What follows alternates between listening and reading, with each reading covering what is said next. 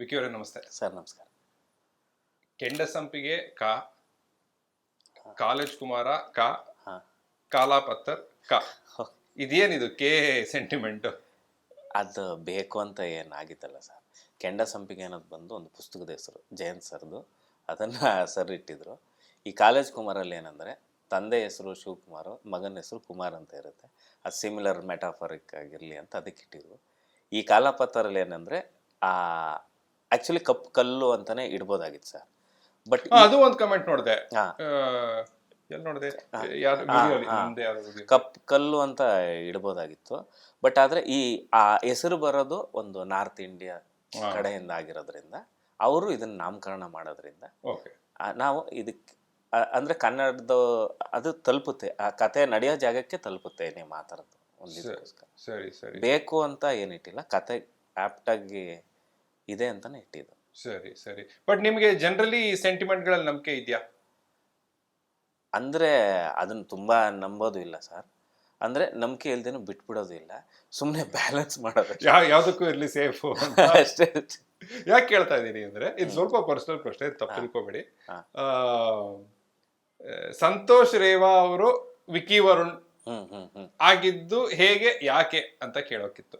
ಅಂದ್ರೆ ಎಲ್ರಿಗೂ ಚಿತ್ರದಲ್ಲಿ ಸ್ಕ್ರೀನ್ ನೇಮು ಅಂತ ಒಂದು ಇಟ್ಕೊಂಡಿರ್ತಾರೆ, ಬರೀ ಅಷ್ಟೇನಾ ಅಥವಾ ಬೇರೆ ಏನಾದ್ರು ಕಾರಣ ಇತ್ತು? ಯಾರು ಇಟ್ಟಿದ್ದೀವಿ? ಸೂರಿ ಸರ್ ಇಟ್ಟಿದ್ದು ವಿಕ್ಕಿ ಅಂತ. ಸರಿ. ಅದು ಕೆಂಡ ಸಂಪಿಗೆ ಫಸ್ಟ್ ಲಾಂಚ್ ಇತ್ತು ನಮ್ಮದು. ನಾವು ಈ ಸಿನಿಮಾ ಶೂಟಿಂಗ್ ಎಲ್ಲ ಮುಗಿಸಿ ಆವಾಗ ಕಾರಲ್ಲಿ ಹೋಗ್ಬೇಕಾದ್ರೆ ಒಂದು ನೇಮ್ ಚೇಂಜ್ ಇಡೋಣ, ಸಂತೋಷ್ ಅನ್ನೋದಕ್ಕಿಂತನೂ ಬೇರೆ ಒಂದು ಯಾವ್ದಾದ್ರು ನೇಮ್ ಇಡೋಣ ಅಂತೇಳಿ ಅವರು ಯೋಚನೆ ಮಾಡಿ ಹೇಳಿದ್ರು. ಚೆನ್ನಾಗೈತೆ ಇದು, ಓಕೆ ಸರ್ ಅದನ್ನೇ ಹೇಳಿ ಸ್ಟೇಜಲ್ಲಿ ಅಷ್ಟೇ. ಅದಕ್ಕೆ ಏನು ದೊಡ್ಡ ಕಾರಣ ಅಂತ ಏನಿಲ್ಲ, ಸೂರಿ ಸರ್ ಇಟ್ಟಿದ್ದು ನೇಮ್. ಸರಿ ಸರಿ ಸರಿ. ವಿಕ್ಕಿ ವರುಣ್ ಅಂತಾನೆ ಇಟ್ರು? ಇಲ್ಲ, ವಿಕ್ಕಿ ಅಂತ ಇಟ್ಟಿದ್ರು. ಆಮೇಲೆ ಫ್ರೆಂಡ್ ವಿಕ್ಕಿ ಜೊತೆ ಏನಾದರೂ ಇರಲಿ ಅಂತ ಹೇಳಿ ವರುಣ್ ಅಂತ ಸೇರಿಸಿದ್ರು. ಅದು ಈ ಏನೇನು ಸೈನ್ಗಳೇ ಅದನ್ನು ಅವ್ರು ನೋಡಿ ಇದು ಇಟ್ರೆ ಅಂತ ಹೇಳಿದ್ರು, ಸುಮ್ಮನೆ ಇಟ್ಕೊಂಡಿದ್ದೆ ಅಷ್ಟೇ. ಅದರಿಂದ ಏನಾಗ್ತಾ ಇದೆ ಏನೋ ನನಗೂ ಗೊತ್ತಿಲ್ಲ. ಬಟ್ ಈ ಯಾಕೆ ಕೇಳ್ತಾ ಇದ್ದೀನಿ ಅಂದ್ರೆ, ಕೆಂಡ ಸಂಪಿಗೆಯಲ್ಲಿ ಬರೀ ವಿಕ್ಕಿ ಇತ್ತು? ಹೌದೌದು, ಕೆಂಡ ಸಂಪಿಗೆಯಲ್ಲಿ ಬರೀ ವಿಕ್ಕಿ ಇತ್ತು. ಕಾಲೇಜ್ ಕುಮಾರದಿಂದ ವಿಕ್ಕಿ ವರುಣ್ ಬಂದಿದೆ. ಸರಿ ಸರಿ ಸರಿ. ಬಿಕಾಸ್ ಕೆಂಡ ಸಂಪಿಗೆನೂ ಹಿಟ್ಟು, ಕಾಲೇಜ್ ಕುಮಾರನು ಹಿಟ್ಟು. ಸೊ ಈ ವರುಣ್ ನಿಂದ ಏನಾದ್ರು ಇಂಪ್ಯಾಕ್ಟ್ ಆಯ್ತಾ ಇಲ್ವೋ ಇನ್ನೂ ಗೊತ್ತಿಲ್ಲ, ಸದ್ಯ ಗೊತ್ತಿಲ್ಲ. ಇಲ್ಲ ಸರ್, ಅದರಿಂದ ಆಕ್ಚುಲಿ ಇಂಪ್ಯಾಕ್ಟ್ ಆಯ್ತು ಅಂತ ನಾವು ಪಾಸಿಟಿವ್ ತಗೋ, ನಾನು ಡೈರೆಕ್ಟ್ ಆಗ್ಬಿಟ್ನಲ್ಲ. ಸುಮ್ಮನೆ ಅಷ್ಟೇ ಲಾಜಿಕ್ ಆಗಿ ಹೇಳಿದ್ದು. ಬಟ್ ಗೊತ್ತಿಲ್ಲ ಸರ್, ನೇಮಲ್ಲಿ ಏನಿದೆ ಸರ್, ವರ್ಕ್ ಮಾಡಿದ್ರೆ ಮಾತ್ರ, ಹೆಸರಲ್ಲಿ ಏನಿಲ್ಲ ಸರ್. Correct correct. ಇದು let's go back to that comment. ನೀವೇ ಬೇಕಿದ್ರೆ ನೋಡಿ, ನಿಮ್ಮ ವಿಡಿಯೋ ಕಮೆಂಟ್ ಇದೆ, ಕನ್ನಡದಲ್ಲೇ ಇಡ್ಬೋದಿತ್ತಲ್ಲ ಕಪ್ಪು ಕಲ್ಲು ಅಂತ. ಸೊ ಈ ತರದ ಒಂದು ಕಮೆಂಟ್ಗಳು ಬಂದಾಗ, ಅಂದ್ರೆ ಒಂದು ಕಷ್ಟಪಟ್ಟು ಫಿಲಮ್ ಅನ್ನ ಮಾಡಿರ್ತೀರಾ, ಅದು ಹೆಂಗೋ ಒಂದು ಆ ಪ್ರೋಮೋ ಮೆಟೀರಿಯಲ್ ಏನ್ ಹಾಕ್ಬೇಕು ಅಂತ ಅನ್ನೇ ಸಿಕ್ಕಾಪಟ್ಟೆ ತಲೆ ಕೆಡಿಸ್ಕೊಂಡು ಒಂದು ಹಾಕಿರ್ತೀರಾ. ಅದ್ರಲ್ಲಿ ಏನೋ ಹೇಳ್ತಾ ಇದೀವಿ, ಅದನ್ನ ಅದ್ರ ವಿಜುವಲ್ಸ್ ಆಗ್ಲಿ ಮತ್ತೊಂದೇನಾಗ್ಲಿ ಅದನ್ನ ಅನುಭವಿಸ್ರಪ್ಪ, ಅದರ ರುಚಿ ನೋಡ್ರಪ್ಪ ಅಂದ್ರೆ ಈ ತರದ ಒಂದು ಕಮೆಂಟ್ ಬಂದ್ಬಿಟ್ಟಾಗ how do you look at that? Actually ಖುಷಿ ಆಗುತ್ತೆ ಸರ್. ಅಟ್ಲೀಸ್ಟ್ ನಮ್ಮ ಪೋಸ್ಟರ್ ಬಗ್ಗೆ ಯೋಚನೆ ಮಾಡಿದಾರಲ್ಲ. ಏನೂ ಹಾಕ್ಲಿಲ್ಲ ಅಂತಂದ್ರೆ ನಮ್ದು ಏನೂ ಆಗ್ತಾ ಇಲ್ಲ, ಈ ಟೈಟ್ಲೇ ರೀಚ್ ಆಗಿಲ್ಲ ಅಂತ ಅನ್ಸುತ್ತೆ. ಅವರು ಏನೋ ಒಂದು ಯೋಚನೆ ಮಾಡಿ ಅವ್ರು ಏನೋ ಒಂದು ಹೇಳಿದ್ದಾರೆ ಅಂದರೆ ಅವ್ರಿಗೆ ನಾನು ಥ್ಯಾಂಕ್ಸ್ ಹೇಳ್ತೀನಿ ಸರ್. ಆ್ಯಕ್ಚುಲಿ ಇಲ್ಲಾಂದರೆ ಏನು ಹೇಳಲಿಲ್ಲ ಅಂದರೆ ಸರ್, ನಾವು ಇಟ್ಟಿರೋ ಟೈಟ್ಲೇ ಇಂಪ್ಯಾಕ್ಟ್ ಆಗಿಲ್ಲ ಅಂತ. ಅಟ್ಲೀಸ್ಟ್ ಅವ್ರು ಯೋಚನೆ ಮಾಡಿದ್ದಾರೆ. ನನಗೋಸ್ಕರ ಒಂದು 30-40 ಸೆಕೆಂಡು ಟೈಪ್ ಮಾಡೋದಕ್ಕೆ ಅದನ್ನು ಯೋಚನೆ ಮಾಡೋಕ್ಕೆ ಮಾಡಿದಾರಲ್ಲ, ಅವ್ರಿಗೆ ಥ್ಯಾಂಕ್ಸ್ ಹೇಳ್ತೇನೆ. ಆ್ಯಕ್ಚುಲಿ ಯೋಚನೆ ಮಾಡಾಕಿದ್ದಕ್ಕೆ ಒಳ್ಳೆ ಉತ್ತರ. ಯಾಕಂದ್ರೆ ಅದೇ ಏನು ನಾವೇನೋ ಒಂದು ಬಿಟ್ಟು ಏನು ಒಂದು ಪ್ರತಿಕ್ರಿಯೆನೇ ಇಲ್ಲ ಅಂದ್ರೆ ಅದು ಇದೆಲ್ಲದಕ್ಕಿಂತ ದೊಡ್ಡ ಡಿಸಪಾಯಿಂಟ್ ಅಂದ್ರೆ ಅದು. ಬಟ್ ಈ ಕಾಲಾಪತ್ತರ್ ಅನ್ನೋದು ಚಿತ್ರದಲ್ಲಿ ಒಂದು ಮಾತಾಗಿ ಬರುತ್ತೆ. ಹೌದೌದು, ಮಾತಾಗಿ ಬರುತ್ತೆ. ಸರಿ ಸರಿ ಸರಿ. ನಾಮಕರಣ ಆಗುತ್ತೆ. ಓ ಸರಿ ಸರಿ ಸರಿ. ಈಗ ನೀವು ಫಸ್ಟ್ ಸೌಂಡ್ಸ್ ಆಫ್ ಕಾಲಾಪತ್ತರ್ ಅಂತ ಒಂದು ಒಂದು ಒಂದು ಒಂದು ಕೆಲವು ಆ ಚಿತ್ರದಲ್ಲಿರೋ ಹಾಡುಗಳನ್ನ ಒಂದು ಜೋಡಿ ಮಾಡಿ ನೀವು ಒಂದು ವಿಡಿಯೋನ ಬಿಟ್ಟಿದ್ರಿ, ಮ್ಯೂಸಿಕ್ ವಿಡಿಯೋ ರೀತಿಯಲ್ಲಿ. ಅದಾದ್ಮೇಲೆ 2 ಹಾಡುಗಳನ್ನ ಬಿಟ್ಟಿದ್ರಿ. ಅದ್ರಲ್ಲಿ ಒಂದು ಈ ಬಾಣ್ಲಿ ಸ್ಟವ್ ಹಾಡು. ಈಗ ಗೋರುಕನ ಅಂದ್ರೆ ಏನು ನಂಗೆ ಗೊತ್ತಿಲ್ಲ. ಆ್ಯಕ್ಚುಲಿ ಅದೊಂದು ಜಾನಪದ ವರ್ಡ್ ಸರ್, ಇಂಥದೇ ಪರ್ಟಿಕ್ಯುಲರ್ ಅಂತಿಲ್ಲ. ಒಂದು ಜಾನಪದ ಗೀತೆ ಹಾಡ್ತಾರಲ್ಲ, ಅದಕ್ಕೆ ಆ ಥರದ್ದೊಂದು ಗಾನ ಅಂತ ಇಟ್ಟಿರ್ತಾರೆ. ಆ ಥರದ್ದೊಂದು ವರ್ಡ್ ಅಷ್ಟೇ. ಸರಿ ಸರಿ. ಅಂದರೆ ಈ ಅಲೆಮಾರಿಗಳು ಆಡ್ಕೊಂಡು ಹೋಗ್ತಾ ಇರ್ತಾರಲ್ಲ, ಅಂದರೆ ಅವರು ಆಡ್ತಾ ಅದ್ರಲ್ಲೊಂದು ಕಥೆ ಹೇಳ್ತಾ ಹೋಗ್ತಾರಲ್ಲ, ಆ ಥರದ್ದು ಗೋರುಕನ ಗಾನ ಅಂತ ಹೇಳ್ತಾರೆ. ಸರಿ ಸರಿ. ನಾನು ಅದು ಪದ ಬರೀಬೇಕಾದ್ರೆ ನಾಗೇಂದ್ರ ಪ್ರಸಾದ್ ಸರ್ಗೆ ಕೇಳಿದೆ, ಇದು ಏನು ಸರ್ ವರ್ಡ್ ಅಂತ. ಅದಕ್ಕೆ ಅವ್ರಿಗೆ ಜಾನಪದದಲ್ಲಿ ಈ ಥರದ್ದೊಂದು ಸಾಂಗ್ ಲಾವಣಿ ಥರ ಹೇಳ್ತಾರಲ್ಲ, ಅದಕ್ಕೊಂದು ಟೈಟಲ್ ಇಡ್ತಾರಲ್ಲ, ಅದಕ್ಕೆ ಅಂತ ನಂಗೆ ನಾಗೇಂದ್ರ ಪ್ರಸಾದ್ ಸರ್ ಹೇಳಿದ್ದು. ಅಲ್ಲ, ಬಟ್ ಅದು ಜಾನಪದದ್ದೇ ಗೀತೆನಾ ಅಥವಾ ಬರ್ದಿದ್ದ? ಬರ್ದಿದ್ದು ನಾನು ಜಾನಪದ ಶೈಲಿಯಲ್ಲಿ, ಜಾನಪದ ಶೈಲಿಯಲ್ಲಿ ಬರ್ದಿದ್ದ ಆ್ಯಕ್ಚುಲಿ. ನಾಗೇಂದ್ರ ಪ್ರಸಾದ್ ಹೌದು ಸರ್. ಅವ್ರ ಥರ ನಾನು ನೋಡಿದ್ದೀನಲ್ಲ ಸರ್, ನನ್ನ ಇಡೀ ಸಿನಿಮಾ ಕತೆ ಆ ಸಾಂಗಲ್ಲಿದೆ. ಕರೆಕ್ಟಾಗಿ ಸಿನಿಮಾ ನೋಡಿದಾಗ ಗೊತ್ತಾಗ್ಬಿಡುತ್ತೆ ಆ್ಯಕ್ಚುಲಿ. ನನ್ನ ಪೂರ್ತಿ ಸಿನಿಮಾ ಕತೆ ಅದರಲ್ಲಿದೆ. ಬೆವರಲ್ಲಿ ಬೆಲೆ ಕಾಣುವ ಅಂತ ಬರ್ದಿದ್ದಾರೆ ಸರ್, ಒಂದು ವರ್ಡು. ಅದೊಂದು ವರ್ಡು ಎಷ್ಟು ದೊಡ್ಡ ವಿಷಯ ಹೇಳುತ್ತೆ ಅನ್ನೋದು ನಮ್ಮ ಸ್ವೆಟ್ಗಲ್ವ ಸರ್ ಬೆಲೆ, ಅದನ್ನು ಚಿಕ್ಕ ವರ್ಡಲ್ಲಿ ಬರ್ದಿದ್ದಾರೆ. ಇಡೀ ಕಥೆನೇ ಆ ಸಾಂಗಲ್ಲಿದೆ ಆ್ಯಕ್ಚುಲಿ.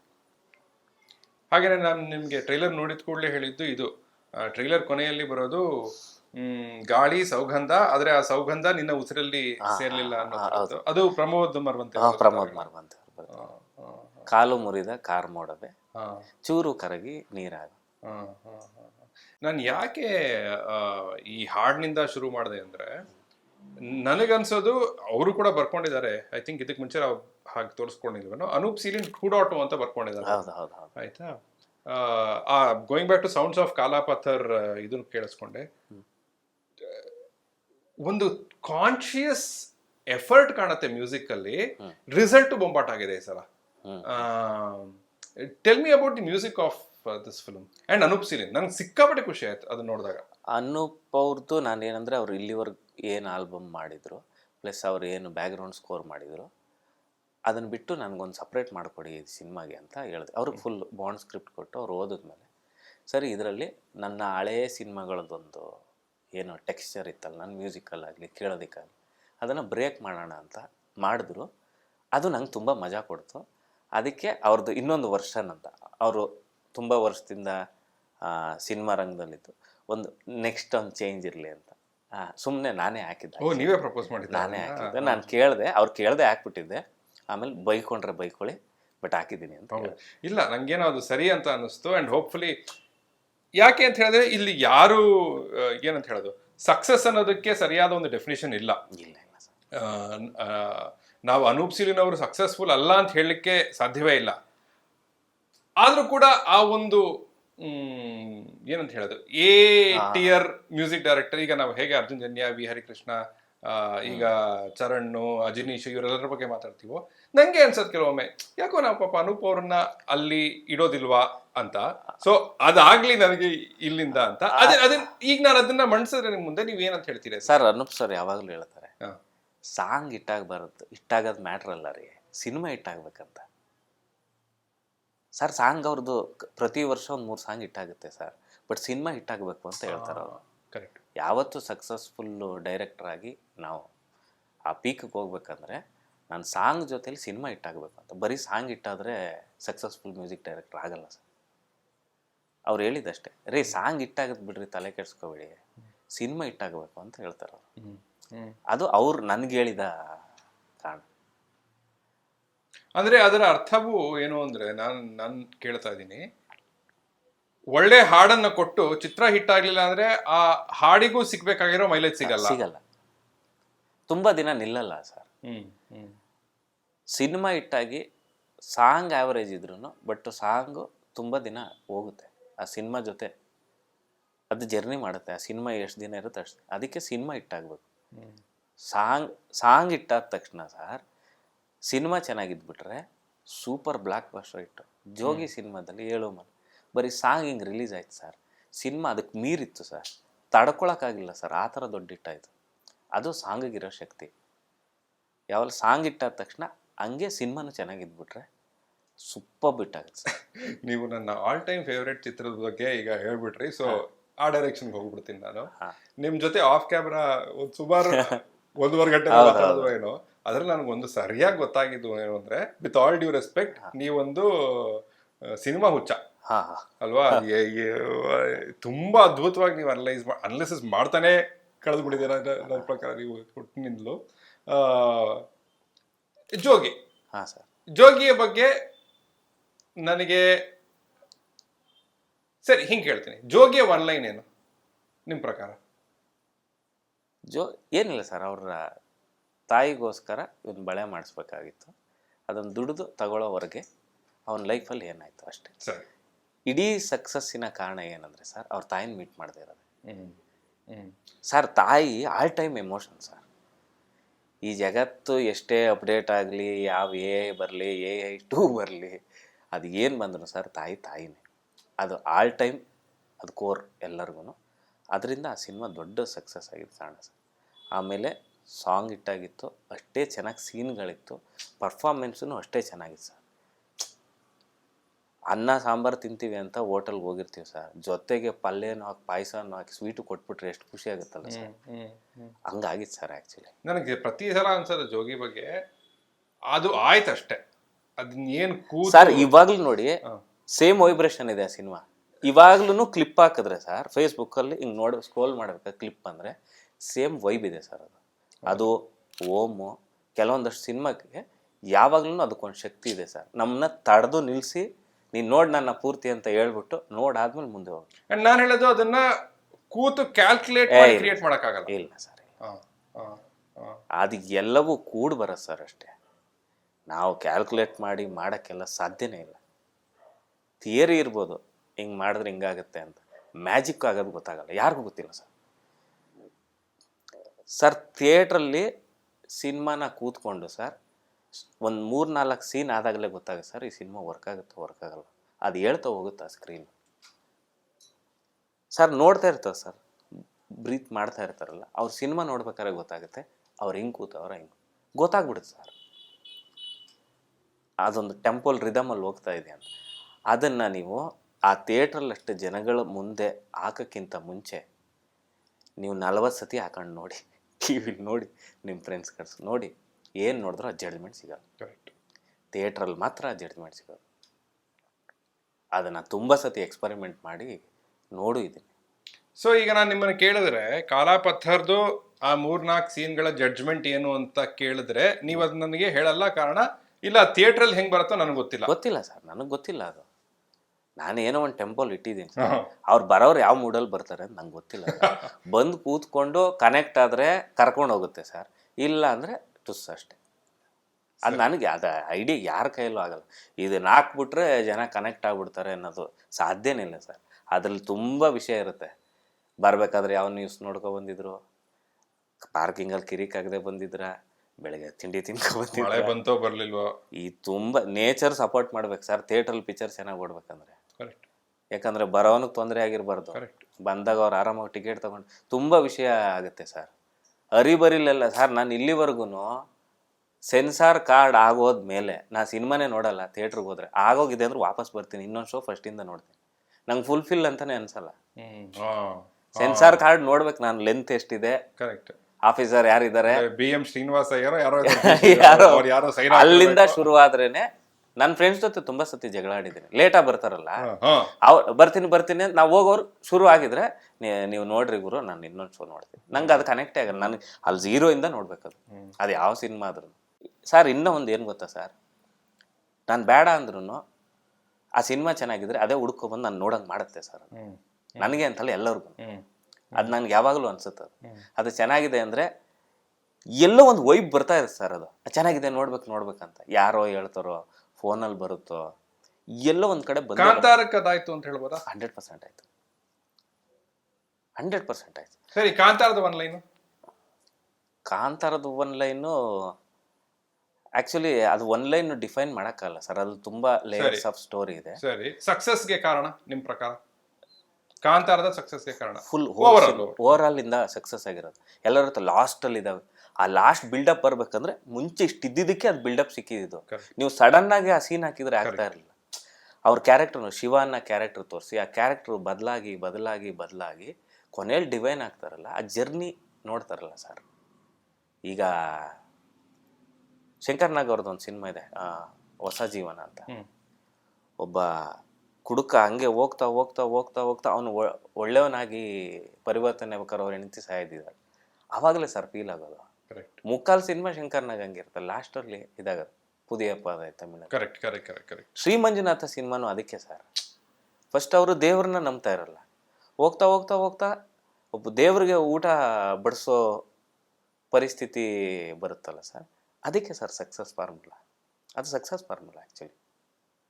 ನೀವು ನನಗೆ ಇದು ಹೇಳ್ತಾ ಇದ್ರಿ, ಕಾಲೇಜ್ ಕುಮಾರದ್ದು ಕೂಡ ಹಾ. ಅದು ಫಿಲಂ ಓವರ್ ಆಲ್ ಮೇಕಿಂಗ್ ಅಲ್ಲಿ ಸ್ವಲ್ಪ ಮೇಲು ಕೆಳಗೆ ಇದ್ರು ಕೂಡ ತಂದೆ ಮಗನ ಸ್ವಿಚ್ ಆಮೇಲೆ ಇಬ್ಬರಿಗೂ ಇಬ್ಬರ ಪರಿಸ್ಥಿತಿಯು ಅರ್ಥವಾಗೋದು ಅದ್ರ ಸಕ್ಸಸ್ ಅನ್ನೋ ಹೌದೌದು ಯಾಕಂದ್ರೆ ಆ ಪರ್ಸ್ಪೆಕ್ಟಿವ್ ನಾವು ನೋಡೇ ಇಲ್ವಲ್ಲ.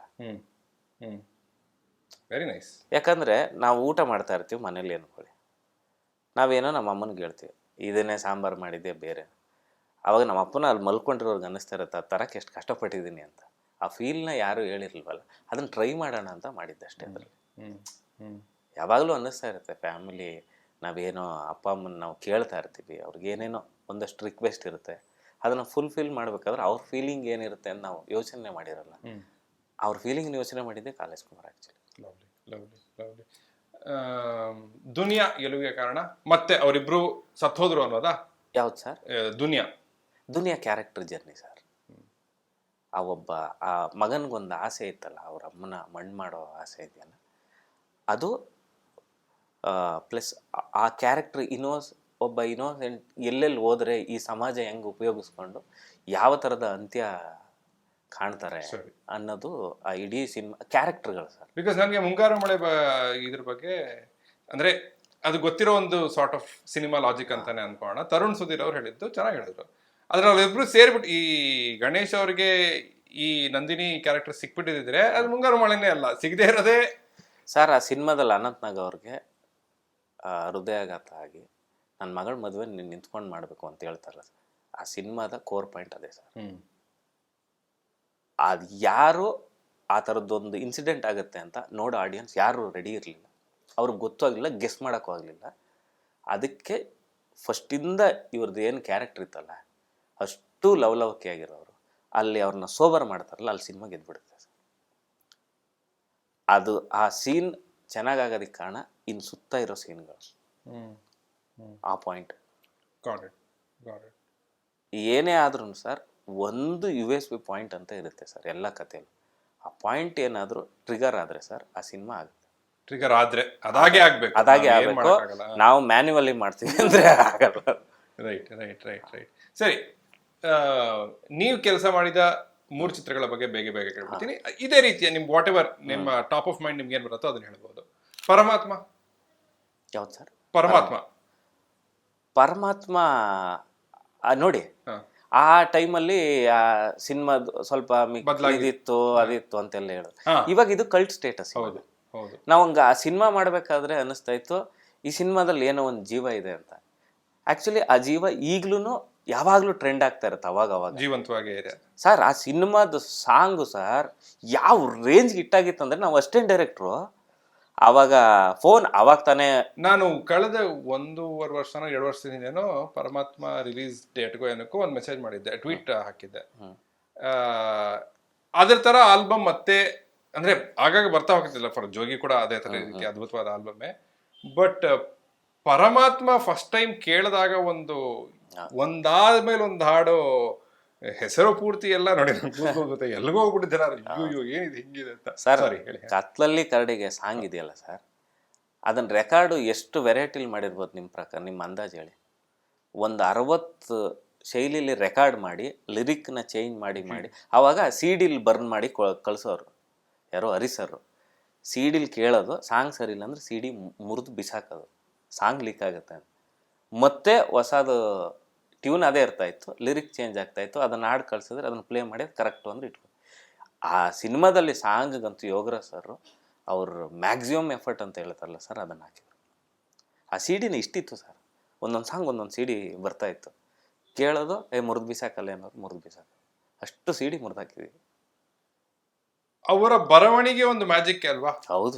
ಅದೇನು ನೀವು ಬಿಕಾಸ್ ಕ್ಲೋಸ್ ಆಗಿ ನೋಡಿರೋದ್ರಿಂದ ಸರ್ ಅವ್ರಿಗೆ ಹೆಂಗ್ ಅಂದ್ರೆ ಒಂದು ಹಾಡಿಗೆ ಬರೆಯೋಕೆ ಕೂತಾಗ ಏನ್ ಆಗತ್ತದು, ಅಥವಾ ಕೂರ್ತಾರೋ ಕೂರೋದು ಇಲ್ಲ? ಏನಿಲ್ಲ ಸರ್, ನೀವು ಯೋಗರಾಜ್ ಸರ್ ಜೊತೆ 1 ತಿಂಗಳು ಓಡಾಡಿ ಸರ್, ನೀವು ಸಾಂಗ್ ಬರೀತೀರಾ. ಅವ್ರು ಹೇಳ್ಕೊಡದೆ ಹೋದ್ರೂ ಬರೀತೀರಾ. ಅದೊಂದು ವೈಬ್ ಇರುತ್ತೆ ಸರ್, ಅವ್ರ ಕಲೆಯದು ಒಂದು ವೈಬ್ ಇರುತ್ತೆ. ಯಾವಾಗ್ಲೂ ಅವ್ರ ಜೊತೆ ಓಡಾಡ್ತಾ ಇದ್ರೇನೆ ನಮಗೆ ಇದ್ದಕ್ಕಿದ್ದಂಗೆ ಪದಗಳು ಹುಟ್ಟಕ್ಕೆ ಶುರು ಆಗುತ್ತೆ. ಆ ವೈಬ್ರೇಷನ್ ಅಷ್ಟಿರುತ್ತೆ. ಅದು ನನಗೆ ಅನುಭವ ಆಗಿದೆ ಸರ್. ಒಪ್ತೀನಿ ನೀವು ಹೇಳೋದು ಒಪ್ತೀನಿ. ಸೂರಿ ಅವ್ರ ಜೊತೆ ಓಡಾಡಿದ್ರೆ ಏನ್ ಸಿಗುತ್ತೆ? ಸೂರಿ ಜೊತೆ ಹೋದ್ರೆ ಫ್ರೇಮಿಂಗ್ ಸೆನ್ಸು, ಕ್ಯಾರೆಕ್ಟರ್ಗಳು ಸರ್, ಅವ್ರ ಕ್ಯಾರೆಕ್ಟರ್ನ ಚೂಸ್ ಮಾಡ್ತಾರಲ್ಲ ಸರ್. ಆಮೇಲೆ ಒಬ್ಬ ಆರ್ಟಿಸ್ಟ್ನ ಹೆಂಗೆ ಕೂರಿಸ್ಬೇಕು ಅನ್ನೋದು ಅವ್ರಿಗೆ ತುಂಬ ಪರ್ಟಿಕ್ಯುಲರ್ ಆಗಿ ತುಂಬ ಚೆನ್ನಾಗಿ ಮಾಡ್ತಾರೆ ಸರ್. ಅಂದ್ರೆ ಕೂರಿಸ್ಬೇಕು ಅಂದ್ರೆ ಇವಾಗ ನಾವು ಮಾತಾಡ್ತಾ ಇದೀವಿ ಸರ್, ಈಗ ಕೈರಮರ್ಶಿ ಅವರು ಯಾವ ಆ್ಯಂಗಲಲ್ಲಿ ತುಂಬ ಚೆನ್ನಾಗಿ ಕಾಣ್ತಾರೆ ಅನ್ನೋದನ್ನು ಕ್ಯಾಮ್ರಾಮನ್ಗಿಂತ ಮುಂಚಿತವಾಗಿ ಅವ್ರಿಗೆ ಗೊತ್ತಿದೆ. ಬಿಕಾಸ್ ಅವ್ರ ಆರ್ಟಿಸ್ಟ್. ಹೌದು ಹೌದು ಹೌದು. ಅದರಲ್ಲಿ ಫ್ರೇಮಿಂಗ್ ಇದರಲ್ಲಿ ಮಾತ್ರ ಸೂರ್ಯ ಅವರು ದಾದಾ ಸರ್. ಒಂದು ಉದಾಹರಣೆ ಕೊಡಿ ಸರ್, ನಾವು ಮತ್ತೆ ಹೋಗಿ ನೋಡ್ತೀವಿ ಈ ಚಿತ್ರದ ಈ ಒಂದು ಫ್ರೇಮ್ ಅನ್ನ ನೋಡಿ ನಿಮ್ಗೆ ಗೊತ್ತಾಗುತ್ತೆ ಅಂತ.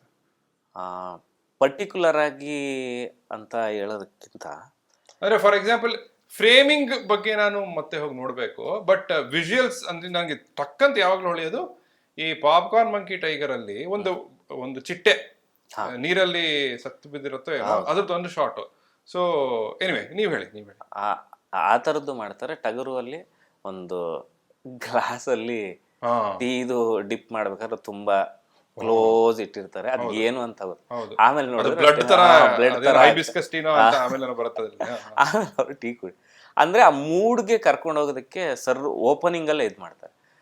ಈ ಸಾಧನೆ ಸೀರಿಯಲ್ ನೋಡಿದ್ರಲ್ಲ ಸರ್, ಓಪನಿಂಗ್ ಕ್ರೆಡಿಟ್ ಅದರಲ್ಲಿ ಒಂದಷ್ಟು ಮಿನೇಚರ್ಗಳು ಮಾಡಿದ್ದಾರೆ, ಅದು ಸೂರಿ ಸರ್ ಮಾಡಿದ್ದು. ಸಾಧನೆ 4 ತಂತೀನಿ, ನನಗೂ ಸ್ವಲ್ಪ ಕನ್ಫ್ಯೂಸ್ ಇದೆ, ಸರ್ ಹೇಳಿದರು. ಅದ್ರಲ್ಲಿ ಓಪನಿಂಗಲ್ಲಿ ಒಂದಷ್ಟು ಪೇಂಟಿಂಗ್ಗಳು, ಒಂದು ಮಿನೇಚರ್ ಥರ ಅದು ಸೂರಿ ಸರ್ ಮಾಡಿದ್ದು. ಅದರಿಂದ ಅವ್ರದ್ದು ವಿಜುವಲ್ ಸೆನ್ಸು ಸೂರಿ ಸರ್ದು ತುಂಬ ಚೆನ್ನಾಗಿರುತ್ತೆ.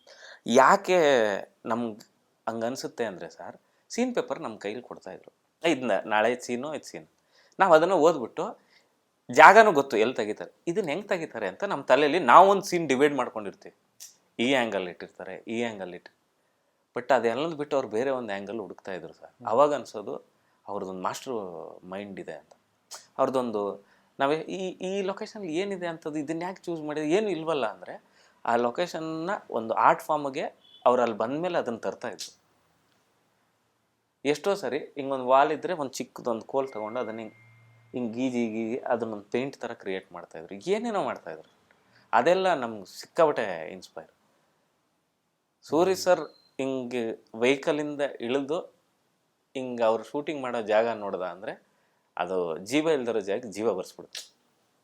ಬಿಕಾಸ್ ಈ ಬ್ಯಾಡ್ ಮ್ಯಾನರ್ಸ್ ಅಲ್ಲೂ ಕೂಡ ಅದೇ ಮರ್ತೋಯ್ತು, ಅದು ಯಾರೋ ಗಡ ಊರಿಗೆ ಹೋಗ್ತಾರೆ, ಡ್ರೈ ಜಾಗ ಅದು. ಹೌದೌದು. ಅಲ್ಲಿ ಏನೋ ಒಂದು ನರಸಿಂಹನ ವಿಗ್ರಹ ಇಟ್ಟು ಅಲ್ಲಿ ವಿಧವಾದ ಅಲ್ಲೊಂದು ಹಾಡು ಬರುತ್ತೆ, ಅಂದ್ರೆ ಪಾಪ್ಕಾರ್ನ್ ಹಾಡುಗಳು, ಸಾರಿ ಬ್ಯಾಡ್ ಮ್ಯಾನರ್ಸ್ ಹಾಡುಗಳು ಚೆನ್ನಾಗಿದೆ. ಆ ಹಾಡನ್ನ ವಿಜುವಲೈಸ್ ಮಾಡಿರೋ ರೀತಿ, ಆ ಧೂಳಲ್ಲಿ ಆ ಮಕ್ಕಳ ಜೊತೆ ಆಟ ಆಡ್ಕೊಂಡು ಅಲ್ಲಿರೋ ರೌಡಿ ಗ್ಯಾಂಗ್ ಜೊತೆ ಡ್ಯಾನ್ಸ್ ಮಾಡಿಕೊಂಡು. ಐ ಆಲ್ಸೋ ಫೀಲ್ ನೀವು ಇದನ್ನ ಆಕ್ಚುಲಿ ಫಸ್ಟ್ ಹ್ಯಾಂಡ್ ಎಕ್ಸ್ಪೀರಿಯನ್ಸೇ ಹೇಳ್ಬೋದು. ಅವರ ಚಿತ್ರಗಳಲ್ಲಿ ಈಗ for example with all due respect Abhishek Ambareesh ಅವ್ರನ್ನೇ ತಗೋಣ, ಅವರ ಬ್ಯಾಡ್ ಮ್ಯಾನರ್ಸ್ ಪರ್ಫಾರ್ಮೆನ್ಸ್ ಬೇರೆ ಸ್ತರದಲ್ಲಿದೆ ಅವರ ಬೇರೆ ಚಿತ್ರಗಳಿಗೆ ಕಂಪೇರ್ ಮಾಡಿದ್ರೆ. ಸೊ ಸೂರಿ ಅವರು ಒಬ್ಬ ಆರ್ಟಿಸ್ಟ್ ಇಂದ ಹೇಗೆ ಆ ನಟನೆಯನ್ನ ಹೊರ ತೆಗಿತಾರೆ ಅನ್ನೋದು, ಕೆಂಡ ಸಂಪಿಗೆಯನ್ನೇ ಆಗ್ಲಿ, because you have gone through it, ಅದರಲ್ಲಿ ಏನಾದ್ರು ಟ್ರಿಕ್ ಇದೆಯಾ ಅವ್ರದ್ದು, ಅಥವಾ ಕೂತು ಮಾತಾಡ್ತಾರಾ? ಇಲ್ಲ ಸರ್, ಸರ್ ಏನ್ ಹೇಳ್ತಾರೆ ಅಂದ್ರೆ, ನೀನು ನಟನೆ ಮಾಡಕ್ ಹೋಗ್ಬೇಡ ಅಂತ ಹೇಳ್ತಾರೆ. ಫಸ್ಟು ಇದನ್ನ ನಿನ್ಗೆ ಹೇಳು, ಈ ಫೀಲ್ ಏನಾಗ್ತಾ ಇದೆ ಅದನ್ನ ಹೇಳು, ನನ್ಗೆ ಹೇಳು, ನಿಂಗೆ ಹೆಂಗೆ ಅನ್ಸುತ್ತೆ ಇದನ್ನ ಹೇಳು ಅಂತಾರೆ.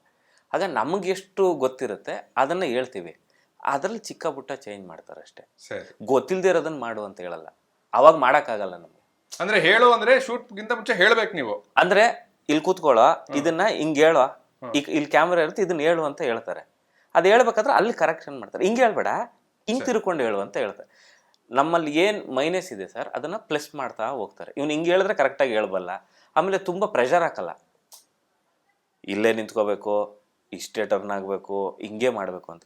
ಫಸ್ಟ್ ನಿನ್ಗೆ ಆ ಸೀನ್ ಎಷ್ಟು ಅರ್ಥ ಆಗಿದೆ, ಅದಕ್ಕೆ ನೀನು ಏನು ಮಾಡಬಲ್ಲೆ ಅದನ್ನು ಮಾಡು, ಅದರಲ್ಲಿ ಕರೆಕ್ಟ್ ಮಾಡ್ತೀನಿ ಅಂತ ಮಾಡಿಸ್ತಾರೆ. ಅದಕ್ಕೆ ಅವ್ರ ಸಿನಿಮಾದಲ್ಲಿ ಯಾರು ಆ್ಯಕ್ಟ್ ಮಾಡಿದ್ರು ಸೂಪರಾಗಿ ಮಾಡೋರೆ ಅಂತ ಅನ್ಸುತ್ತೆ. ಸರಿ ಸರಿ. ನೀವು ಸೂರ್ಯ ಸರ್ ಸಿನಿಮಾದಲ್ಲಿ ಮಾಡಿರೋ ನಟರು ಬೇರೆ ಸಿನಿಮಾದಲ್ಲಿ ಮಾಡಿ ತುಂಬ ವ್ಯತ್ಯಾಸ ಇದೆ. ಅದೇ ನಾನು ಹೇಳ್ತಿರೋದು, ಅಭಿಷೇಕ್ ಅಂಬರೀಷ್ ಅವರೇ ನನಗೆ ಬ್ಯಾಡ್ ಮ್ಯಾನರ್ಸ್ ತುಂಬ ಕನ್ವಿನ್ಸಿಂಗ್ ಆಗಿತ್ತು. Yeah, in comparison to his other films ಇದು ಸಿಕ್ಕಾಪಟ್ಟೆ ಅದಕ್ಕೆ ನಾನು ಅಂದರೆ ಆ ಫ್ರೀಡಮ್ ಕೊಟ್ಟು ಸರ್, ನಮ್ಗೆಷ್ಟು ಒಳಗಡೆ ನಾವು ಆ ಸೀನ್ನ ಅರಗಿಸ್ಕೊಂಡು ನಮ್ಮ ಮುಖಭಾವನೆಯಲ್ಲಿ ಹೆಂಗೆ ಎಕ್ಸ್ಪ್ರೆಸ್ ಮಾಡ್ಬೇಕಂತ ನಮ್ಮನ್ನ ಬಿಡ್ತಾರೆ ಫಸ್ಟು. ಬಿಟ್ಟ ಮೇಲೆ ಅದರಲ್ಲಿ ಏನು ಬೇಕು ಬೇಡ ಅಂತ ಅದ್ರಲ್ಲಿ ಪಿಕ್ ಮಾಡ್ತಾರೆ ಅಷ್ಟೇ. ಅವಾಗ ಮಾಡೋನ್ಗೂ ತೊಂದರೆ ಇರಲ್ಲ, ಅವ್ರಿಗೇನು ಬೇಕು ಅನ್ನೋದನ್ನು ಅವ್ರು ತಗೋತಾರೆ ಅಷ್ಟೇ. ಸರಿ. ಅವ್ರು ಏನು ಬೇಕು ಅನ್ನೋದು ತಗೋತಾರೆ, ನಮಗೇನು ಅದರಿಂದ ಏನು ಇದು ಮಾಡಲ್ಲ. ಈಗ ನಮಗೇನೋ ಕಂಫರ್ಟಬಲ್ ಆಗಲ್ಲ ಸರ್ ಅದನ್ನು ಹೇಳೋದಕ್ಕೆ. ಸರ್ ಹಿಂಗೆ ಹೇಳ್ಬೇಕಾದ್ರೆ ಒಂಥರ ಅನ್ಸುತ್ತೆ ಸರ್, ಅದು ಹೆಂಗೆ ಅಂತಂದ್ರೆ ಹಿಂಗೆ ಹೇಳು ಅಂತ ಹೇಳ್ಕೊಡ್ತಾರೆ. ಅದಾಗಲಿಲ್ಲ ಅಂದರೆ ಅದನ್ನು ಬೇರೆ ಥರ ಹೇಳು ಅಂತ ಹೇಳ್ತಾರೆ. ಸರಿ ಸರಿ. ಮ್ಯಾಕ್ಸಿಮಮ್ಮು ಆರ್ಟಿಸ್ಟ್ ಕಂಫರ್ಟಬಲ್ಗೆ ಬಿಡ್ತಾರೆ ಅವರು. ಅದಕ್ಕೇ ಅವ್ರ ಸಿನಿಮಾದಲ್ಲಿ ಎಲ್ಲ ನ್ಯಾಚುರಲ್ ಆಗಿ ಫೀಲ್ ಆಗುತ್ತೆ ಎಲ್ಲರೂ ಪರ್ಫಾರ್ಮ್ ಮಾಡೋದು. ನಿಮಗೆ ನಿಮ್ಮ ಡೈರೆಕ್ಟರ್ ಬಗ್ಗೆ ಹಾಗೂ ನೀವೇ ಡೈರೆಕ್ಷನ್ ಟೀಮಲ್ಲಿ ಕೆಲಸ ಮಾಡಿದ ಚಿತ್ರ ಬಗ್ಗೆ ಕ್ರಿಟಿಕಲ್ ಆಗಿ ನೋಡೋಕ್ಕಾಗತ್ತಾ ಹೇಳೋಕ್ಕಾಗತ್ತಾ ಗೊತ್ತಿಲ್ಲ. ಬಟ್ ನಾನು ಇದನ್ನ ಕೇಳೋದಾದ್ರೆ ವಾಟ್ ವೆಂಟ್ ರಾಂಗ್ ವಿತ್ ಅಣ್ಣಾ ಬಾಂಡ್ ಅಂತ ಕೇಳಬಹುದಾ ನಿಮ್ಮನ್ನ? ಅದನ್ನ ಹೇಳಿ ಸರ್. ಅಣ್ಣಾ ಬಾಂಡ್ ಒನ್ಲೈನ್ ಕತೆ ಏನು ಸರ್, ಮಹಾರಾಜ ಸಿನಿಮಾ ಕತೆ. ಜಾಕಿ ಅವರು ಅವಳ ಮಗಳಲ್ಲ ಅಂತ ಅವಳ ಮಗಳನ್ನೇ ಸಾಯಿಸ್ತಾರೆ. ಆಮೇಲೆ ಗೊತ್ತಾಗುತ್ತೆ ಅವ್ರ ಮಗಳು ಅಂತ. ಅನುರಾಗ್ ಕಶ್ಯಪ್ ಕ್ಯಾರೆಕ್ಟರ್ನೇ ಜಾಕಿ ಅವ್ರು ಮಾಡಿರೋದಷ್ಟೇ. ಪ್ರೆಸೆಂಟೇಷನ್ ಬೇರೆ ಬೇರೆ ಇದೆ, ಎರಡೂ ಒನ್ಲೈನ್ ಒಂದೇ ಅಷ್ಟೇ ಸರ್. ಎರಡೂ ಸಿನಿಮಾ ಒನ್ಲೈನ್ ಒಂದೇ, ಪ್ರೆಸೆಂಟೇಷನ್ ಬೇರೆ ಬೇರೆ ಅಷ್ಟೇ. ಅಯ್ಯೋ, ನಾನು ಯೋಚನೆ ಮಾಡಿಲ್ಲ. ಹೌದು ಸರ್, ಸೇಮ್ ಅದೇ.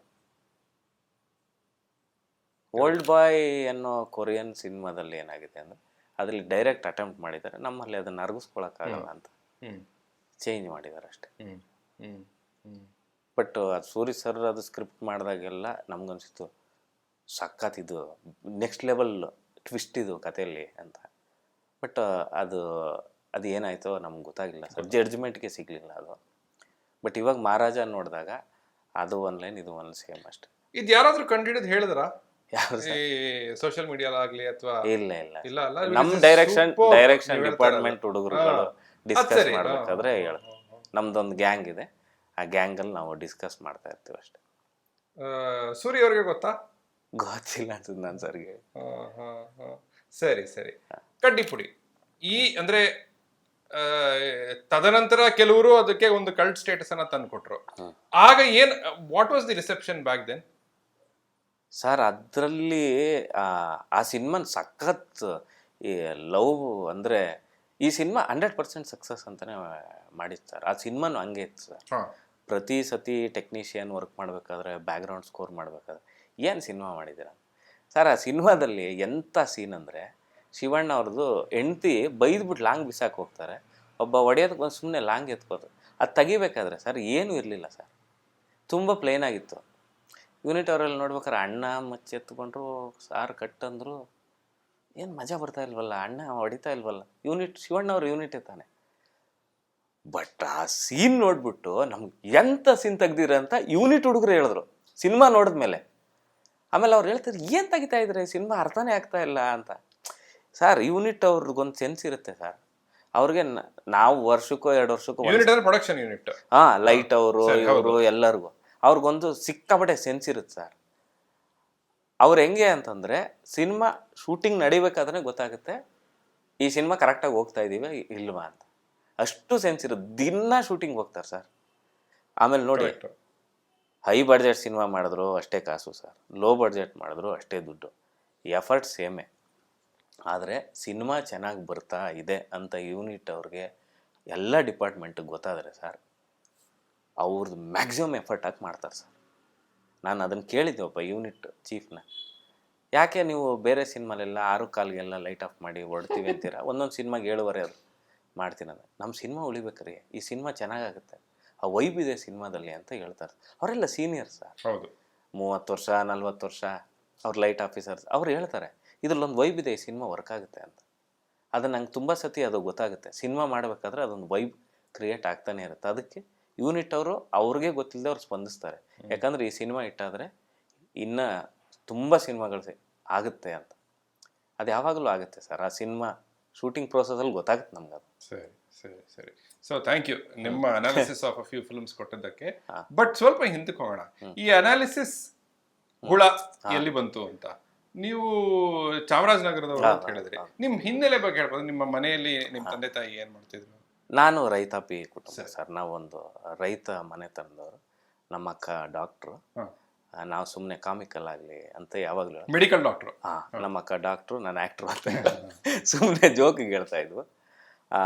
ನಮ್ಗೆ ಚಿಕ್ಕ ವಯಸ್ಸಿಂದ ನಾವೊಂದು ಫಾರ್ಮ್ ಹೌಸಲ್ಲೇ ಬೆಳೆದಿತ್ತು ಸರ್. ನಮ್ಮದೊಂದು ಫಾರ್ಮ್ ಹೌಸ್ ಇದೆ, ಅಲ್ಲೊಂದು ಮನೆ, ನಮ್ಮದೊಂದು ಫ್ಯಾಮಿಲಿ, ನಮ್ಮದೇ ಒಂದು ಓನ್ ಟೆಂಪಲ್ ಇದೆ. ಆ ಥರದ್ದೊಂದು ಫ್ಯಾಮಿಲಿ ಸರಿ. ನಮ್ಮ ಮನೇಲಿ ಏನಂದರೆ ನಮ್ಮದು ಹಳ್ಳಿಯಿಂದ ಸ್ವಲ್ಪ ಪಕ್ಕದಲ್ಲಿರೋದ್ರಿಂದ ನಮಗೆ ಕಮ್ಯುನಿಕೇಷನ್ಗೆ ಜನ ಕಡಿಮೆ ಇರ್ತೈತೆ ಯಾವಾಗ. ಅದಕ್ಕೆ ಹತ್ರದ ಮನೆ ಅಂದ್ರೆ ಎಷ್ಟು ದೂರ? ಹತ್ರ ಅಂದರೆ ವಾಕಬಲ್, ಅಂದರೆ ಒಂದು ಹಳ್ಳಿ ಸರ್, ಹಳ್ಳಿಯಿಂದ ಸ್ವಲ್ಪ ಆಚೆಲಿ ಒಂದು ಜಮೀನು ಮಧ್ಯೆ ಇರುವಂಥ ಮನೆ ನಮಗೆ ಕಮ್ಯುನಿಕೇಷನ್ನು ಅವಾಗ ಲ್ಯಾಂಡ್ಲೈನ್ ಇರ್ತಾಯಿತ್ತು. ಅದಕ್ಕೂ ತುಂಬ ದುಡ್ಡು ಖರ್ಚಾಗ್ತದೆ. ವಿಷಯ ಇದ್ದರೆ ಮಾತ್ರ ಮಾಡ್ತಾ ಇದ್ದ ಟೈಮಲ್ಲಿ ನಮಗೆ ಎಂಟರ್ಟೈನ್ಮೆಂಟ್ ಬಿಟ್ಟರೆ ಯಾರೂ ಇರಲಿಲ್ಲ ಸರ್.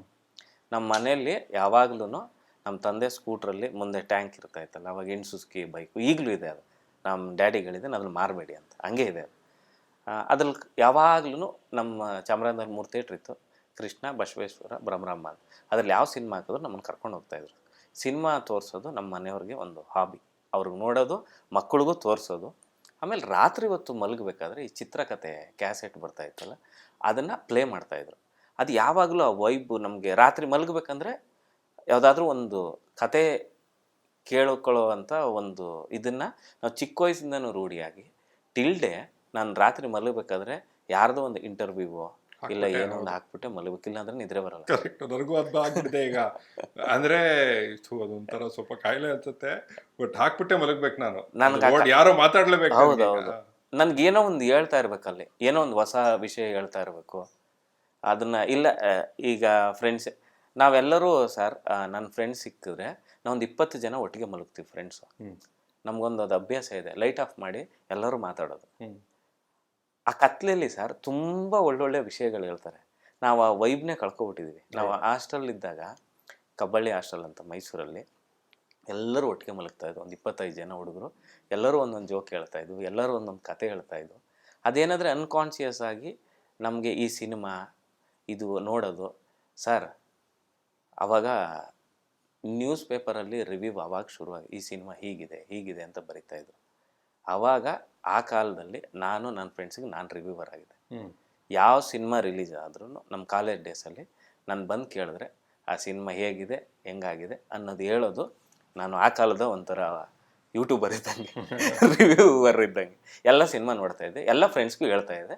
ಬಟ್ ನನಗೆ ಸಿನಿಮಾಗೆ ಹೋಗ್ಬೇಕು ಅನ್ನೋ ಏನು ಆಸಕ್ತಿ ಇರಲಿಲ್ಲ. ನಾನು ಆ್ಯಕ್ಚುಲಿ ಒಂದು ಪೊಲೀಸ್ ಕಾನ್ಸ್ಟೇಬಲ್ ಆಗಬೇಕು ಅಂತ ಒಂದು ಆಸೆ ಇತ್ತು ಸರ್, ಅಷ್ಟೇ. ನಂದು ಯಾವ ದೊಡ್ಡ ಆಸೆ ಇರಲಿಲ್ಲ, ಕಾನ್ಸ್ಟೇಬಲ್ ಆಗಬೇಕು ಅಂತ ಅಂದ್ಕೊಂಡಿದ್ದೆ. ಯಾಕಂದರೆ ನನ್ನ ಫ್ರೆಂಡ್ಸ್ ಎಲ್ಲ ಪೊಲೀಸ್ ಆಗಿದ್ರು ಅಂತ. ಇದು ಡಿಗ್ರಿ ಮಾಡಬೇಕಾದ್ರೂ ನಾನೊಬ್ಬ ಕಾನ್ಸ್ಟೇಬಲ್ ಆಗಬೇಕಷ್ಟೆ. ಸಿನಿಮಾ ನೋಡೋದು, ಪುಸ್ತಕ ಓದೋದು, ಎಕ್ಸಾಮ್ ಬರೆದ್ಬಿಟ್ಟು ಕಾನ್ಸ್ಟೇಬಲ್. ಅದಕ್ಕೆ 3 ಸತಿನೂ ಎಕ್ಸಾಮು ಬರೆದೆ. ಅದೇನು ಹಣೆ ಬರ, ನನ್ನ ಕೆಲಸ ಸಿಗಲಿಲ್ಲ. ಎಕ್ಸಾಮಲ್ಲಿ ಪಾಸ್ ಆಗಲಿಲ್ಲ ನಾನು. ಒಂದು ಸತಿ ಎಕ್ಸಾಮ್ ಪಾಸ್ ಆದೆ. ಅವಾಗ ಏನಾಯಿತು ಅಂದರೆ, ಸೆಕೆಂಡ್ PU ಏನು ರಿಸಲ್ಟ್ ಇರುತ್ತೆ ಅದನ್ನು ಮರ್ಜ್ ಮಾಡಿ ಪರ್ಸೆಂಟೇಜ್ ಬರುತ್ತಲ್ಲ, ಅದ್ರ ಮೇಲೆ ತಗೊಳ್ಳೋದು ಅಂತ ಆಯಿತು. ನಂದು ಪರ್ಸೆಂಟೇಜ್ ಕಡಿಮೆ ಇತ್ತು. ಅವಾಗಲೂ ಕೆಲಸ ಸಿಗಲೇ ಇಲ್ಲ ನಂಗೆ, ಗೌರ್ನಮೆಂಟ್ ಕೆಲಸ. ಅವಾಗ ಡಿಗ್ರಿ ಮುಗೀತು. ನಾನು ಹಿಂಗೆ ಬರೀ ಸಿನಿಮಾ ನೋಡೋದು ಇದನ್ನೇ ಮಾಡ್ತಾಯಿದ್ದೆ. ಆವಾಗ ಫ್ರೆಂಡ್ಸ್ ಹೇಳಿದ್ರು, ನೀನು ಸಿನಿಮಾಗೆ ಹೋಗು ಅಂತ ಹೇಳಿ. ನಾನು ಸರಿ ಸಿನಿಮಾಗೆ ಹೋಗು ಅಂತ ತಕ್ಷಣ ಹೋಗಕ್ಕೆ ಬೇರೆ ಏನು ಕೆಲಸ ಮಾಡ್ಬೋದು, ಮ್ಯಾಕ್ಸಿಮಮ್ ಆದರೆ ಲೆಕ್ಚರ್ ಆಗ್ಬೋದು, ಇಲ್ಲಾಂದರೆ PD ಮಾಸ್ಟರ್ ಆಗ್ಬೋದು, ಇಲ್ಲಾಂದರೆ ಊರಲ್ಲೋಗಿ ಜಮೀನು ಕೆಲಸ ಮಾಡ್ಬೋದು. ಇದನ್ನು ಬಿಟ್ಟು ಏನು ಮಾಡೋದು ಅಂತ ನಂಗೆ ಐಡಿಯಾ ಇರಲಿಲ್ಲ.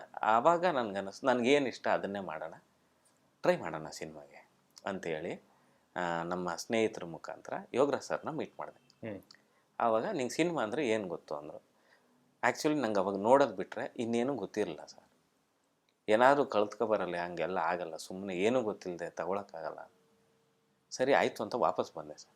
ಮೈಸೂರಲ್ಲಿ 1 ವರ್ಷ ಬೆಳಗ್ಗೆ ಪುಸ್ತಕ ಓದೋದು, 7:30ಗೆ ಲೈಬ್ರರಿಗೆ ಹೋಗೋದು, ಅದನ್ನು ಓದಾದಮೇಲೆ 10:30ಗೆ ಸಿನಿಮಾಗೆ ಹೋಗೋದು, ಮತ್ತು ಮಧ್ಯಾಹ್ನ ಮ್ಯಾಟ್ನಿಗೆ ಹೋಗೋದು, ಮತ್ತು 4:15 7 ಗಂಟೆವರೆಗೆ ಪುಸ್ತಕ ಓದೋದು.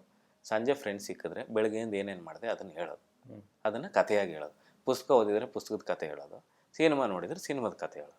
ಇದೇ ನನ್ನ 1 ವರ್ಷದ ರೊಟೀನ್. ನೋಡೋ ಟೈಮಲ್ಲಿ ಸಿನಿಮಾಗಳು ನಮಗೆ ಇಲ್ಲಿಗೆ ನಮ್ಮ ಕೈಗೆ ಸಿಗ್ತಾ ಇರೋ ಸಿನಿಮಾಗಳು ಬೇಸಿಕ್ ಸಿನಿಮಾಗಳು ಮಾತ್ರ. ಇಂಟರ್ನ್ಯಾಷನಲ್ ಸಿನಿಮಾ ಇದೆ, ಬೇರೆ ಬೇರೆ ಸ್ಪ್ಯಾನಿಷು, ಇರಾನೀಸು, ತುಂಬ ಒಂದು 30-40 ಕಂಟ್ರಿಲಿ ಸಿನಿಮಾ ಪ್ರೊಡಕ್ಷನ್ ನಡೆಯುತ್ತೆ. ಆ ಸಿನಿಮಾಗಳಲ್ಲೂ ವರ್ಷಕ್ಕೆ ದಿ ಬೆಸ್ಟ್ ಸಿನಿಮಾಗಳು ಬರುತ್ತೆ. 20 ಸಿನಿಮಾ ಮಾಡೋ ಕಂಟ್ರಿನೂ ಇದೆ, ಅದರಲ್ಲೊಂದು ಬೆಸ್ಟ್ ಒಂದು. ಅದನ್ನೆಲ್ಲ ಹುಡುಕ್ತಾ ಹೋದೆ. ಆವಾಗ ಟೊರೆಂಟ್ಸಲ್ಲಿ ಡೌನ್ಲೋಡ್ ಮಾಡ್ತಾಯಿದ್ದು, ಪೈರಸಿ. ಆದರೆ ಬೈಕೋಬೋದು ಎಲ್ಲರೂ, ಆದರೆ ನಮ್ಗೆ ಬೇರೆ ಆಪ್ಷನ್ ಇರಲಿಲ್ಲ ಅವಾಗ ಹುಡುಕಿ YTS ವೆಬ್ಸೈಟ್ಗೆ ಹೋಗಿ ಅದನ್ನು ಹುಡುಕಿ ಅದನ್ನು ವಾಪಸ್ CD-ಗೆ ಬರ್ನ್ ಮಾಡಿಕೊಂಡು, ಇಲ್ಲಾಂದರೆ ಆಮೇಲೆ ಬರ್ತಾ ಪೆನ್ ಡ್ರೈವ್ ಬಂತು, ಅದಕ್ಕೆ ಹಾಕ್ಕೊಂಡು ಸಿನಿಮಾ ನೋಡಿ ಆಮೇಲೆ ಸಿನಿಮಾ ಪ್ರಾಕ್ಟಿಕಲ್ ಆಗಿ ಏನು ಇರುತ್ತೆ ಅಂತ ಫ್ರೆಂಡ್ಸ್ಗಳ ಜೊತೆ ಎಲ್ಲ ಕೇಳಿ ಆಮೇಲೆ 1.25 ವರ್ಷ ಆದಮೇಲೆ ಯೋಗರಾಜ್ ಸರ್ ಹತ್ರ ಬಂದು ಕೆಲಸ ಮಾಡ್ತೀನಿ ಸರ್ ಅಂದಾಗ ಜಾಕಿ ರಿಲೀಸ್ ಆಗಿ ಸೂಪರ್ ಡೂಪರ್ ಹಿಟ್ ಆಗಿತ್ತು, ಪರಮಾತ್ಮ ಶುರುವಾಗ್ತಾಯಿತ್ತು, ಸೂರಿ ಸರ್ ಮದುವೆ ಟೈಮಲ್ಲಿ ಬಂದು ನಾನು ಸಿನಿಮಾಗೆ ಬಂದಿದ್ದೆ 2009. ಅಲ್ಲಿಂದ ಈ ಸಿನಿಮಾ ಅಸಿಸ್ಟೆಂಟ್ ಡೈರೆಕ್ಟರ್ ಜರ್ನಿ ಶುರುವಾಗಿದೆ. ಸರಿ ಸರಿ ಸರಿ ಸರಿ ಸರಿ ಈಗ ಫಸ್ಟ್ ಆಫ್ ಆಲ್ ನನಗಿದು ಹೇಳಿ, ಕೆಂಡಸಂಪಿಗೆ ಹಾಗೂ ಕಾಲೇಜ್ ಕುಮಾರ 2 ಹಿಟ್ ಚಿತ್ರಗಳು ಅಲ್ವಾ? ಈಗ ನೀವು ಬಂದಿದ್ದು ಡೈರೆಕ್ಟರ್ ಆಗೋಕೆ, ಸೂರಿ ಅವರು ನಿಮ್ಮನ್ನ ಆಕ್ಟರ್ ಮಾಡಿದ್ರು. ಕೆಂಡಸಂಪಿಗೆ ಆದ್ಮೇಲೆನೆ ಈಗ ಕಾಲೇಜ್ ಕುಮಾರ ಆದ್ಮೇಲೆ ಡೈರೆಕ್ಷನ್ ತಗೊಂಡಿದ್ದೀರಿ, ಅದ್ ಯಾಕೆ ಕೆಂಡಸಂಪಿಗೆ ಆದ್ಮೇಲೆ ತಗೊಳ್ಳಿಲ್ಲ? ಅಂದ್ರೆ ನನಗೆ ಕೆಂಡಸಂಪಿಗೆ ಮತ್ತು ಕಾಲೇಜ್ ಕುಮಾರ್ ಆದಮೇಲೆ ಕಾಲಪತ್ರ ಬೆನಿಫಿಟ್ ಇದೆ ಸರ್. ಅಟ್ಲೀಸ್ಟ್ 50% ಆದರೂ ಟ್ರಸ್ಟ್ ಮಾಡ್ತಾರೆ ಮನಿ ಇನ್ವೆಸ್ಟ್ ಮಾಡೋರು. ಆಮೇಲೆ ಈ ಏಜಲ್ಲಿ ನಾನು ಎಫರ್ಟ್ ಹಾಕಲಿಲ್ಲ ಅಂದರೆ ಇನ್ 10 ಇಯರ್ಸ್ ಆದಮೇಲೆ ನಾನು ಡೈರೆಕ್ಟರ್ ಆಗೋದು ಕಷ್ಟ ಆಗ್ಬೋದು, ಟೆಕ್ನಾಲಜಿ ಚೇಂಜ್ ಆಗ್ಬೋದು. ನಾನು ಸಿನಿಮಾ ಕಲ್ತಿರೋ ಎರಾನೇ ಬೇರೆ ಇದೆ. ನಾನು ಫಸ್ಟ್ ಸಿನಿಮಾ ಸೂರಿ ಸರ್ದು ಫಸ್ಟು ಡಿಜಿಟಲ್ ಸಿನಿಮಾನೇ ಕೆಂಡಸಂಪಿಗೆ. ನಾವು ಕೆಲಸ ಮಾಡಿದ್ದೆಲ್ಲ ನೆಗೆಟಿವಲ್ಲಿ, ಆ ಪ್ರೋಸೆಸ್ಸೇ ಬೇರೆ ಇತ್ತು, ಡಿಜಿಟಲ್ ಆಗಿದ್ದ ಪ್ರೋಸೆಸ್ಸೇ ಬೇರೆ ಆಗಿದ್ರಿಂದ ನಾನು ಅನ್ಕೋತಾ ಇದ್ದೆ ನೆಕ್ಸ್ಟು ಟೆಕ್ನಾಲಜಿ ಡೆವಲಪ್ ಆಗ್ತಾನೆ ಇದೆ ಸರ್. ನನಗೆ ಇವಾಗ್ಲೂ ಮಣಿರತ್ನಂ ಅವ್ರ ಹತ್ರ, ವಾಪಸ್ ನಮ್ಮ ಸೂರಿ ಸರ್ ಹತ್ರ, ಲೆಜೆಂಡ್ರಿ ಡೈರೆಕ್ಟರ್ ಅಂತ ಯಾರಿದ್ದಾರೆ ಇವತ್ತು ಪ್ರೆಸೆಂಟ್ ಅಪ್ಡೇಟಿಗೆ ಮಾಡ್ತಾಯಿದ್ದಾರೆ, ಅವ್ರ ಹತ್ರ ಅಸಿಸ್ಟೆಂಟ್ ಡೈರೆಕ್ಟರ್ ಕೆಲಸ ಮಾಡ್ಬೇಕಂತ ಇವಾಗಲೂ ಆಸೆ ಇದೆ. ನಾನು ಮಣಿರತ್ನಂ ಅವ್ರ ಹತ್ರ ಅಸಿಸ್ಟೆಂಟ್ ಆಗಬೇಕು ಅಂತಲೂ ಇವೆರಡು ಸಿನಿಮಾ ಆದಮೇಲೂ ಟ್ರೈ ಮಾಡಿದ್ದೀನಿ. ನನಗೆ ಸಿಕ್ಕಿಲ್ಲ ಇನ್ನೂ ಚಾನ್ಸ್. ನನಗೆ ಫೇವ್ರೆಟ್ ಯಾಕೆ ವೈಸ್ ಮಣಿರತ್ನಂ ಗ್ರೇಟ್ ಸರ್? ಅವ್ರದ್ದು ವಿಜುವಲ್ ಟೆಲ್ಲಿಂಗ್ ಅಲ್ಲಿ ಸರ್, ಕರೆಕ್ಟ್, ಅವರು ನೋಡೋ ಪರ್ಸ್ಪೆಕ್ಟಿವ್ನ ಚೇಂಜ್ ಮಾಡಿದ್ದು. ಅವರು ಮತ್ತು ರಾಮ್ ಗೋಪಾಲ್ ವರ್ಮಾ ಅವರು ಅಲ್ಲಿವರೆಗೂ ಒಂದು ಸ್ಟೈಲ್ ಆಫ್ ಸಿನಿಮಾ ಮೇಕಿಂಗ್ ಇತ್ತು, ಅದನ್ನ ಕಂಪ್ಲೀಟ್ ಬ್ರೇಕ್ ಡೌನ್ ಮಾಡಿದ್ದೆ ಅವರು ಸರ್. ಸಿನಿಮಾ ನೋಡೋ ಸ್ಟೈಲನ್ನೇ ಚೇಂಜ್ ಮಾಡಿದ್ದು. ಆಮೇಲೆ ಮ್ಯೂಸಿಕ್ಗೆ ತುಂಬ ಒತ್ತು ಕೊಟ್ಟವರು, ಎಫೆಕ್ಟ್ಸ್ಗೆ ತುಂಬ ಒತ್ತು ಕೊಟ್ಟವರು, ಸೈಲೆನ್ಸ್ಗೆ ಒತ್ತು ಕೊಟ್ಟವರು. ಅಲ್ಲಿವರೆಗೂ ಒಂದು ಡ್ರಾಮಾ ಸ್ಟೈಲಲ್ಲಿ ಇರ್ತಾಯಿತ್ತು ಸಿನಿಮಾ ಸರ್. ಒಬ್ಬ ನಡ್ಕೊಂಡು ಹೋದರೆ ಶೂ ಸೌಂಡು ಕೇಳೋಕ್ಕೆ ಶುರುವಾಗಿದ್ದೆ ಆ ಟೈಮಿಂದ ಸರ್. ಅಲ್ಲಿವರೆಗೂ ನಮ್ಗೆ ಅದೊಂದು SFX ಅಂತ ಇದೆ, ಅದರಲ್ಲಿ ಏನೋ ಸೌಂಡ್ ಅವರು ಕೆಲಸ ಮಾಡ್ತಾರೆ ಅನ್ನೋದು ನಮಗೆ ನೋಟಿಸೇ ಮಾಡೋಕ್ಕಾಗ್ತಾರೆ. ಇವ್ರು ಬಂದ ಮೇಲೆ ಎಲ್ಲ ಡಿಪಾರ್ಟ್ಮೆಂಟು ನೋಟಿಸ್ ಆಗೋಕ್ಕೆ ಶುರುವಾಯಿತು. ಅದು ಪರ್ಸ್ಪೆಕ್ಟಿವ್ ಚೇಂಜ್ ಆಯ್ತು ಸರ್. ಕರೆಕ್ಟ್. ಅಲ್ಲಿಂದ ಇಲ್ಲಿವರೆಗೂ ಸಕ್ಸಸ್ಫುಲ್ ಸಿನಿಮಾ ಮಾಡಬೇಕು ಅಂದರೆ ಬೇರೆಯೇ ಟ್ಯಾಲೆಂಟ್ ಬೇಕು ಸರ್. 5 ವರ್ಷಕ್ಕೂ ಜನ್ರೇಷನ್ ಚೇಂಜ್ ಆಗ್ತಾ ಇರುತ್ತೆ. ಆ ಪಲ್ಸ್ ಹಿಡಿಯೋದು ತುಂಬ ಕಷ್ಟ ಇದೆ ಸರ್, ಅದನ್ನು ಹಿಡಿಯೋಕ್ಕೂ ಆಗಲ್ಲ. ಅದರಿಂದ ಅವ್ರು ನೋಡಿ ಸರ್, ಅವ್ರ ಸಿನಿಮಾದಲ್ಲಿ ಯಾವಾಗಲೂ DOP ಈ ಸಿನಿಮಾ ಮಾಡಿದ್ರೆ ನೆಕ್ಸ್ಟ್ ಸಿನಿಮಾ ಅವ್ರು ಇರಲ್ಲ. ಅವ್ರದ್ದು ಹಿಂದೆದೊಂದು ಸಿನಿಮಾ ಮಾಡಿರ್ತಾರಲ್ಲ ಅವ್ರು ಇರ್ತಾರೆ. ಅವ್ರದ್ದು ಏನಂದರೆ ರೊಟೇಟ್ ಮಾಡ್ತಾ ಇರ್ತಾರೆ ಎಲ್ಲ DOPಗಳನ್ನ. ಅವ್ರು ಯಾವಾಗಲೂ ಅಪ್ಡೇಟ್ ಆಗ್ತಾನೇ ಹೋಗ್ತಾರೆ. ಇವತ್ತೂ ಪ್ರೊಡಕ್ಷನ್ನಲ್ಲಿ ಅವ್ರು ನಿಂತ್ಕೊಂಡು ಸಿನಿಮಾ ಮಾಡ್ತಾರೆ. ಇಷ್ಟು ದೊಡ್ಡ ಸಿನಿಮಾನು ಈ ಏಜಲ್ಲಿ ಒಂದು 25-30 ವರ್ಷದಿಂದ ಸಿನಿಮಾ ಅದೇ ಹಸುವಲ್ಲಿ ಇನ್ನೂ ಹೆಂಗೆ ಸಿನಿಮಾ ಮಾಡ್ತಾ ಇದ್ದಾರೆ ಅನ್ನೋ ಕ್ಯೂರಿಯಾಸಿಟಿ ನನಗಿದೆ ಸರ್. ಒಂದೊಂದು ಸರಿ ಮಾಡ್ತಾ ಕೆಲಸ ಬೋರ್ ಆಗ್ಬಿಡು ಸರ್.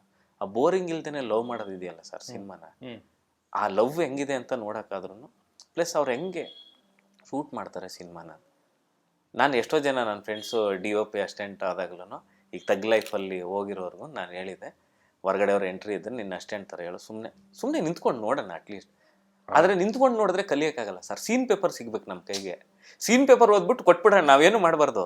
ಅವಾಗ ಗೊತ್ತಾಗ್ಬಿಡುತ್ತೆ ಏನೇನು ತೆಗಿತಾ ಇದ್ದಾರೆ ಅಂತ.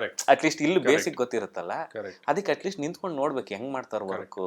ಸಕ್ಕರಾಗಿ ಹೇಳಿದ್ರಿ ನೀವು. ಯಾಕಂದ್ರೆ ಆ ಮ್ಯಾಜಿಕ್ ಇರೋದೇ ಪೇಪರಲ್ಲಿ ನಿಂತು ಅವ್ರು ಏನ್ ಶೂಟ್ ಮಾಡಿದ್ರು ಸ್ಕ್ರೀನ್ ಮೇಲೆ ಏನ್ ಬಂತು ಅನ್ನೋ ಒಂದು ಆ ಗ್ಯಾಪ್ಸ್ ಅಲ್ಲೇ ಮ್ಯಾಜಿಕ್ ಇರೋದು ಸರ್. ಯಾವಾಗಲೂ ಶೂಟಿಂಗ್ ನೋಡೋರ್ಗೆ ಯಾಕೆ ಶೂಟಿಂಗ್ ನೋಡೋಕೆ ಬೇಜಾರಾಗುತ್ತೆ ಅಂದರೆ ಅವ್ರಿಗೆ ಸೀನ್ ಪೇಪರ್ ಗೊತ್ತಿರಲ್ಲ ಸರ್.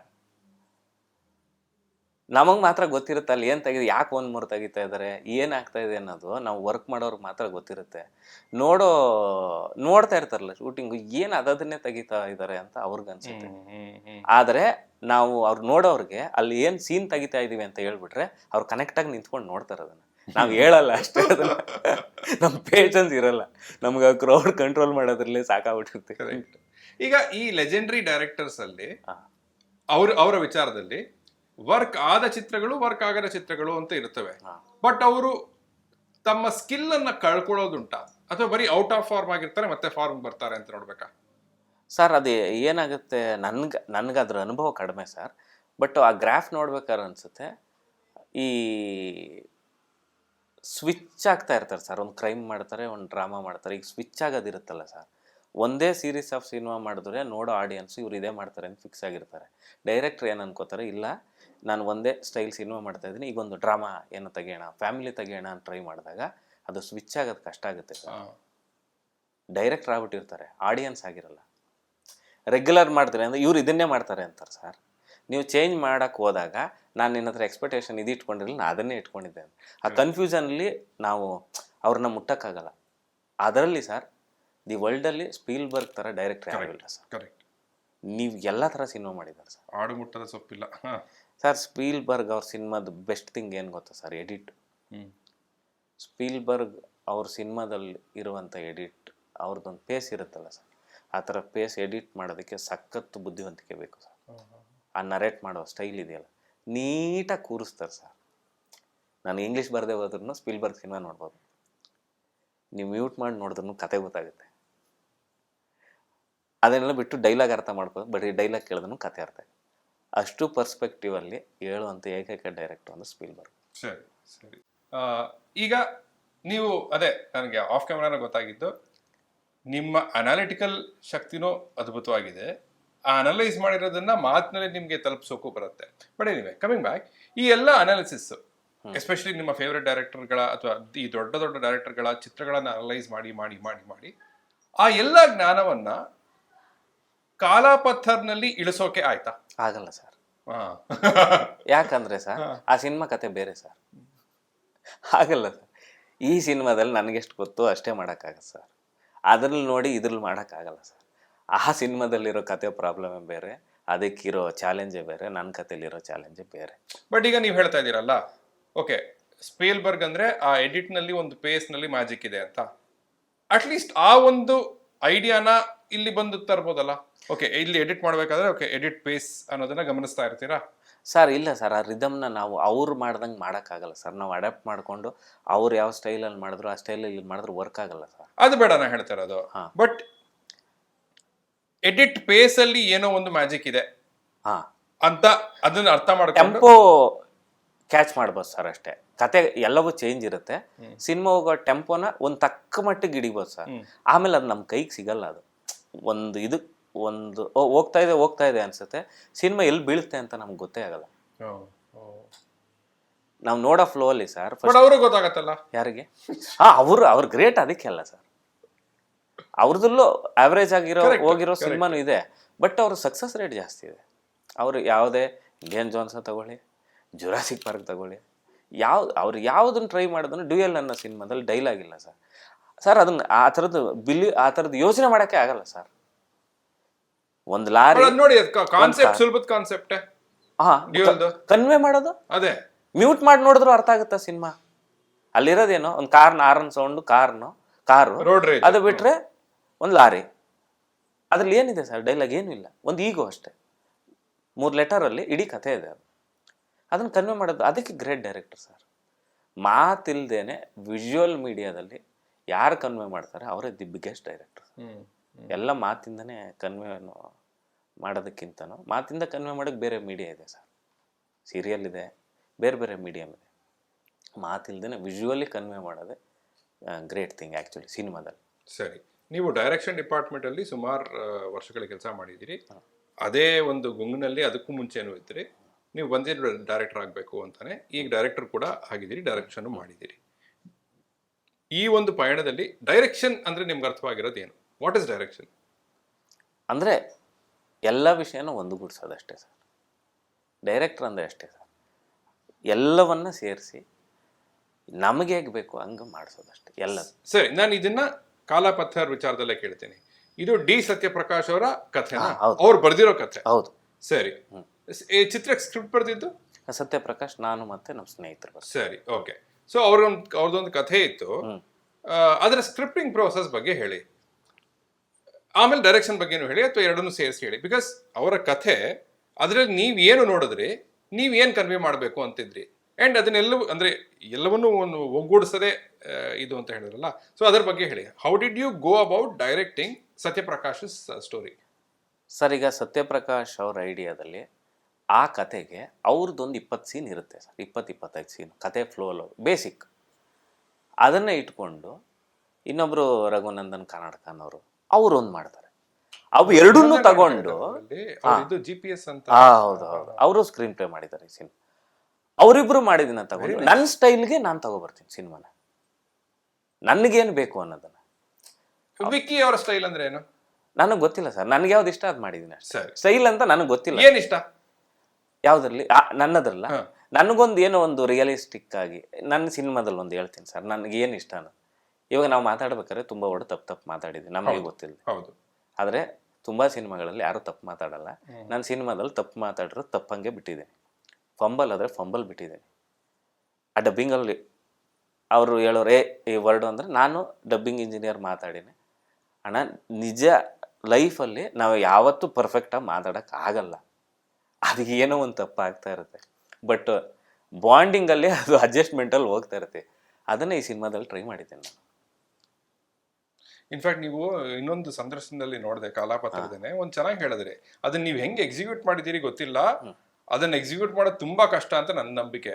ಏನು ಅಂದ್ರೆ ಹಾಗಾಗಿ ಒಂದು ದೊಡ್ಡ ಸಾಹಸವನ್ನ ಮಾಡ್ಬಿಟ್ಟಿದ್ದು, ಕೈಗೆ ತಗೊಂಡ್ಬಿಟ್ಟಿದ್ದೀರಿ ಅನ್ನೋ ಒಂದು ಭಯ ಕೂಡ ಆಯ್ತು. ಏನ್ ಗೊತ್ತಾ ನೀವು ಹೇಳಿದ್ದು,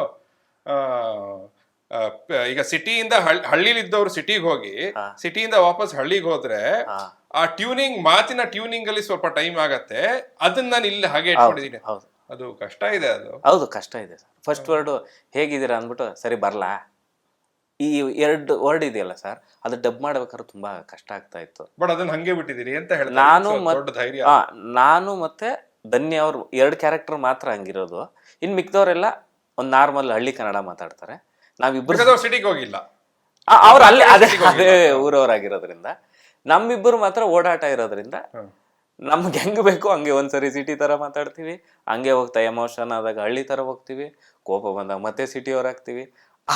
ಆ ವೇರಿಯೇಷನ್ ನಾವು ಅಡಾಪ್ಟ್ ಮಾಡ್ಬಿಟ್ಟು ನಮಗೆ ಇಂಜಿನಿಯರ್ ಜೊತೆ ಅಣ್ಣ, ನಾನು ಅಣ್ಣ ಅಂತ ಆನಂದ್ ಅವ್ರನ್ನ ಕರೆಯೋದು. ಅವರೊಂದು 500 ಸಿನಿಮಾ ಡಬ್ ಮಾಡಿದ್ದಾರೆ 2000ನೇ ಇಸ್ವಿಯಿಂದ. ಅಪ್ಪು ಸರ್ದು ಒಂದು 25 ಸಿನಿಮಾ ಡಬ್, ಎಲ್ಲ ಆ ಥರದ ಲೆಜೆಂಡ್. ಶಿವಣ್ಣ ಅವ್ರದ್ದು ಒಂದು 60-70 ಸಿನಿಮಾ ಡಬ್. ಆ ಎಕ್ಸ್ಪೀರಿಯನ್ಸ್ ಇರೋರಿಗೆ ನಂದು ಥಾಟ್ನ ಹೇಳಿ ಅವ್ರು ಕನ್ವೆ ಮಾಡಿ ಇದು ವರ್ಕ್ ಆಗುತ್ತಾ ಇಲ್ಲ ಅಂದ್ರೆ ಕರೆಕ್ಟಾಗಿ ಡಬ್ಬಿಂಗ್ ಮಾಡಿಸಿಲ್ಲ ಅಂತಾರೆ, ಲ್ಯಾಂಗ್ವೇಜ್ ಕರೆಕ್ಟಾಗಿ ಹಿಡಿದಿಲ್ಲ ಅಂತಾರೆ. ಅದು ಎಲ್ಲರಿಗೂ ಹೆಂಗೆ ಹೇಳ್ತೀನಿ ಅಂದ್ರೆ, ನಾನು ಹೇಳ್ಬಿಡ್ತೀನಿ ಇಂಟರ್ವ್ಯೂವಲ್ಲಿ ಫಸ್ಟೇ, ನಾನು ಹಿಂಗೆ ಮಾಡಿದ್ದೀನಪ್ಪ ಸರ್, ಒಂದು ಶಾರ್ಟು ನೀವು ಸಿನಿಮಾ ನೋಡಿ ಹೇಳ್ತೀರಾ, ಇಲ್ಲೊಂದೇನೋ ಮಿಸ್ ಆಗಿದೆ, ಅದು ನಿಮ್ಗೆ ಗೊತ್ತಾಗದೆ ಆಗಿದೆ ಅಂತ ನೀವೇ ಹೇಳ್ತೀರಾ. ಒಂದು ಶಾರ್ಟ್ ಹಂಗೆ ಬಿಟ್ಟಿದ್ದೀನಿ ನಾನು.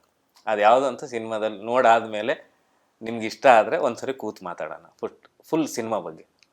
ಆ ಥರದ್ದು ಒಂದಷ್ಟು ಏನು ಟ್ರೈ ಮಾಡಿದ್ದೀನಿ. ಅದು ಹೆಂಗೆ ವರ್ಕ್ ಆಗುತ್ತೆ ಅನ್ನೋದು ನನಗೂ ಐಡಿಯಾ ಇಲ್ಲ, ಬಟ್ ಅದು ಟ್ರೈ ಅಂತೂ ಮಾಡಿದ್ದೀನಿ. ಅದು ಮಾಡಬೇಕಾದ್ರೆ ಎಲ್ಲರಿಗೂ ಇಂಜಿನಿಯರು ಹೇಳಿದ್ರು, ಇಲ್ಲ ಇದು ಜನ ಏನು ಅನ್ಕೋತಾರೋ, ಇಲ್ಲ ರಿವ್ಯೂ ಮಾಡೋರು ಏನಂತಾರೋ, ಇಲ್ಲ ರಿವ್ಯೂ ಬರೆಯೋರ್ಗೆ ಹೆಂಗೆ ಅನಿಸುತ್ತೋ, ಇದು ರಾಂಗ್ ಅಂತ ಪ್ರೊಜೆಕ್ಟ್ ಆದರೆ ಏನು ಮಾಡಿ.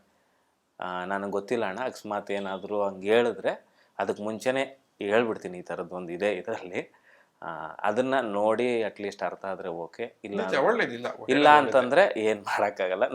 ನಾನು ಮಾಡಿದ ಎಕ್ಸ್ಪೆರಿಮೆಂಟ್ ರಾಂಗ್ ಅಂತ ಹೇಳ್ಬಿಟ್ಟು ನೆಕ್ಸ್ಟಿಂದ ಮಾಡಲ್ಲ ಅಂತ ಫಿಕ್ಸ್ ಆಗಿದ್ದೀನಿ ಅಷ್ಟೇ. ಸರಿ, let's go back to that question again. ಅಂದರೆ ಸತ್ಯಪ್ರಕಾಶ್ ಅವರ ಸ್ಕ್ರಿಪ್ಟು ನೀವು ರಘುನಂದನ್ ಅವರು ಸತ್ಯ ಅವರು ಸೇರ್ಕೊಂಡು ಸ್ಕ್ರೀನ್ ಪ್ಲೇ ಅನ್ನ ಮಾಡಿದ್ರಿ, ಅಂಡ್ ನಿಮಗೆ ಇಷ್ಟವಾಗಿದ್ದು ಇದಕ್ಕೊಂದು ರಿಯಲಿಸ್ಟಿಕ್ ಟೇಕ್ ಅನ್ನ ಕೊಡೋಣ ಅನ್ನೋದು ಅಲ್ವಾ?